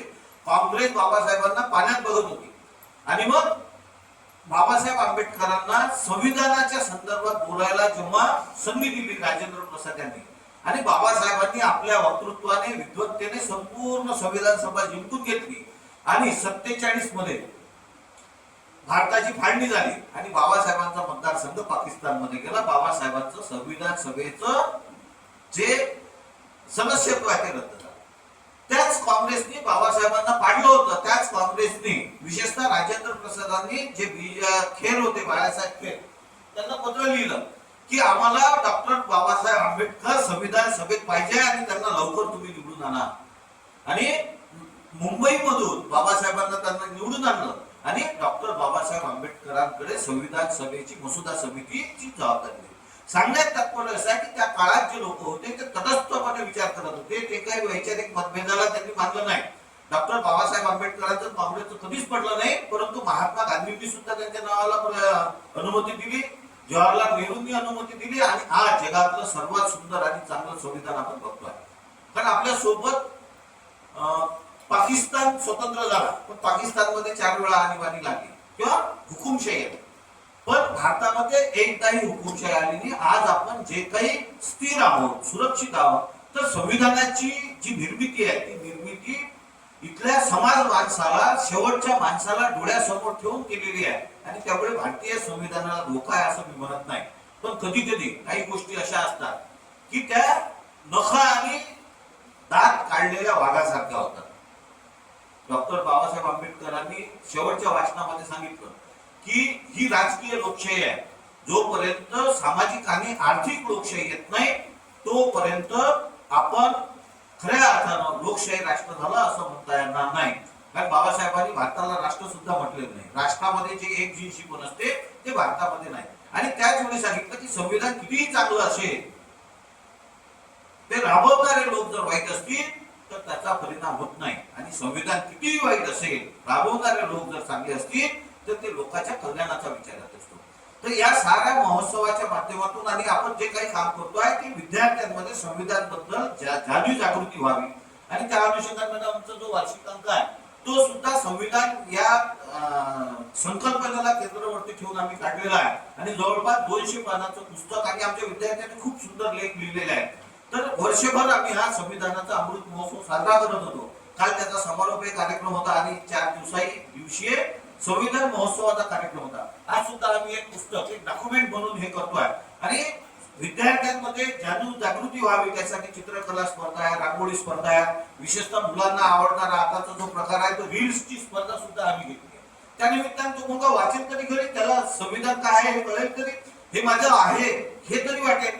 आणि हे जेव्हा प्रत्येक भारतीयाला वाटेल तेव्हा त्यांच्या हक्काचं रक्षण तेच करतील. आणि म्हणून अशा वेळी कारण की सध्याची जी परिस्थिती बदलत चालली आहे, पहिल्या संविधान सभेत जवळपास 35% लोक बॅरिस्टर होते. पहिल्या लोकसभेमध्ये 35% लोक बॅरिस्टर होते. आताच्या लोकसभेमध्ये 42% लोक गंभीर गुन्हेगार आहेत. ही वस्तुस्थिती लक्षात घ्या. तुम्ही सर्च करा, गुगलवर सर्च केलं तरी तुमच्या लक्षात येईल की 42% लोक गंभीर गुन्हे केलेले लोक आहेत. आणि कोणाचे प्रतिनिधी आहेत? आपले प्रतिनिधी. आपण कोणाला निवडून दिलेलं आहे? गुन्हेगारांना निवडून दिलेला आहे. आणि जोपर्यंत आपण गुन्हेगारांना निवडून देऊ, एक चांगला नीतिमान व्यक्ती म्हणून, एक चांगला आपला लोकप्रतिनिधी म्हणून त्याला निवडून देणार नाही तोपर्यंत आपलं कल्याण होईल असं मला वाटत नाही. कारण की शिक्षणावर आपला 6% खर्च झाला पाहिजे अशी तरतूद आहे आणि आपला 1.5% खर्च होतो. शिक्षणाबद्दल कोणी बोलत असेल तर त्याला कोणी मत देत नाही. पण तो द्वेष पसरवणारा वक्तव्य करत असेल, डिवायडेशन करत असेल, धर्माच्या नावावर असेल, भाषेच्या नावावर असेल, भेद करणारे लोक असतील ते आपल्याला आवडतात. खरं म्हणजे आपल्याला सिनेमामध्ये जेव्हा आपण पाहतो तेव्हा आपण विलनच्या बाजूने कधीच नसतो, आपण हिरोच्या बाजूने असतो. म्हणजे आपल्याला चांगल्या गोष्टी आवडतात पण इलेक्शनच्याच वेळी आपण विलनच्या बाजूने का जातो हा मला पडलेला प्रश्न आहे. तर असो, गंभीर विषय आहे. आपण या ठिकाणी 4 दिवस हा महोत्सव साजरा करतोय आणि जीवनभर संविधान आपल्या सोबत असणार आहे. विशेष करून महिलांना जी समानतेची वागणूक, मतदानाचा पहिल्यांदा हक्क असेल किंवा स्त्री पुरुषांमधली जी भिंत आहे, भेद असेल, तो कायद्याच्या पातळीवर संविधानाने मिटवलेला आहे. आपले हक्क आणि आपले अधिकार मिळवण्याची जबाबदारी ही महिलांची आहे. तशीच इतरांवर अन्याय न करता आपले हक्क आणि आपले अधिकार आपण मिळवले पाहिजे ही सर्व नागरिकांची जबाबदारी आहे. खरं म्हणजे देवकुमार आठवले सर आणि मॅडमने खूप सुंदर असं व्याख्यान दिलेलं आहे. आदरणीय कीर्तिताई या कार्यक्रमाला अध्यक्ष म्हणून उपस्थित राहणार होत्या, परंतु त्या अपरिहार्य कारणास्तव तुम्हाला कारण कळले ते उपस्थित राहू शकल्या नाही. आदरणीय आई साहेबांच्या वतीने, आदरणीय ताई साहेबांच्या वतीने, सर्व ट्रस्टींच्या वतीने संविधान दिनाच्या सदिच्छा मी आपल्याला व्यक्त करतो आणि या ठिकाणी थांबतो. धन्यवाद. मी सर्व प्रमुख अतिथींना सांगू इच्छिते की आमचे प्राध्यापक प्राचार्य फक्त मार्गदर्शन करत नाही तर संविधानाचे संस्कार आमच्यावर करतात. त्यासाठी सर्वांनी आपल्या आपल्या शिक्षकांसाठी एकदा जोरदार टाळ्या वाजवून द्यावा. व आजच्या कार्यक्रमाचा शेवटचा टप्पा म्हणजे आभार प्रदर्शन, म्हणून मी त्यासाठी संचालक रंगारी हिला आमंत्रित करते.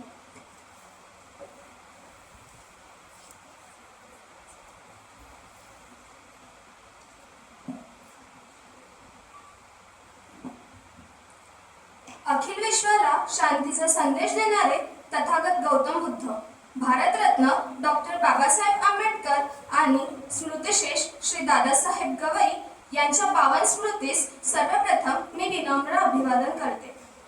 श्री दादासाहेब गवई चॅरिटेबल ट्रस्ट द्वारा संचालित डॉक्टर बाबासाहेब आंबेडकर महाविद्यालयाच्या संकुलात संविधान दिनानिमित्त आज दिनांक 26 नोव्हेंबर 2025 रोजी आयोजित केलेल्या या अतिथी व्याख्यानाच्या समारोपाप्रसंगी कार्यक्रमाच्या आयोजन समितीच्या वतीने मला आभार मानण्याची संधी मिळाली, त्याबद्दल सर्वप्रथम मी आयोजकांचे हृदयगत आभार व्यक्त करते.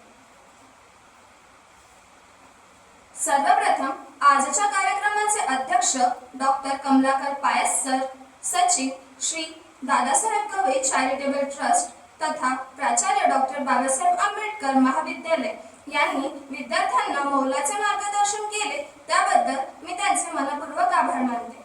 तसेच आजचे मुख्य व्याख्याते आदरणीय देवकुमार आठवले सर यांनी आपल्या प्रेरणादायी व्याख्यानातून विद्यार्थ्यांमध्ये भारतीय संविधानाचा मूळ उद्देश या विषयाबद्दल जागरूकता निर्माण करून दिली, त्याबद्दल मी सरांचे महाविद्यालयाच्या वतीने आभार मानते. तसेच आजच्या कार्यक्रमाच्या प्रमुख अतिथी माननीय सौ प्रियदर्शनी वाकळे मॅडम या कार्यक्रमास उपस्थित झाल्या व विद्यार्थ्यांमध्ये त्यांनी मार्गदर्शन केले, त्याबद्दल त्यांचे मी महाविद्यालयाच्या वतीने आभार व्यक्त करते.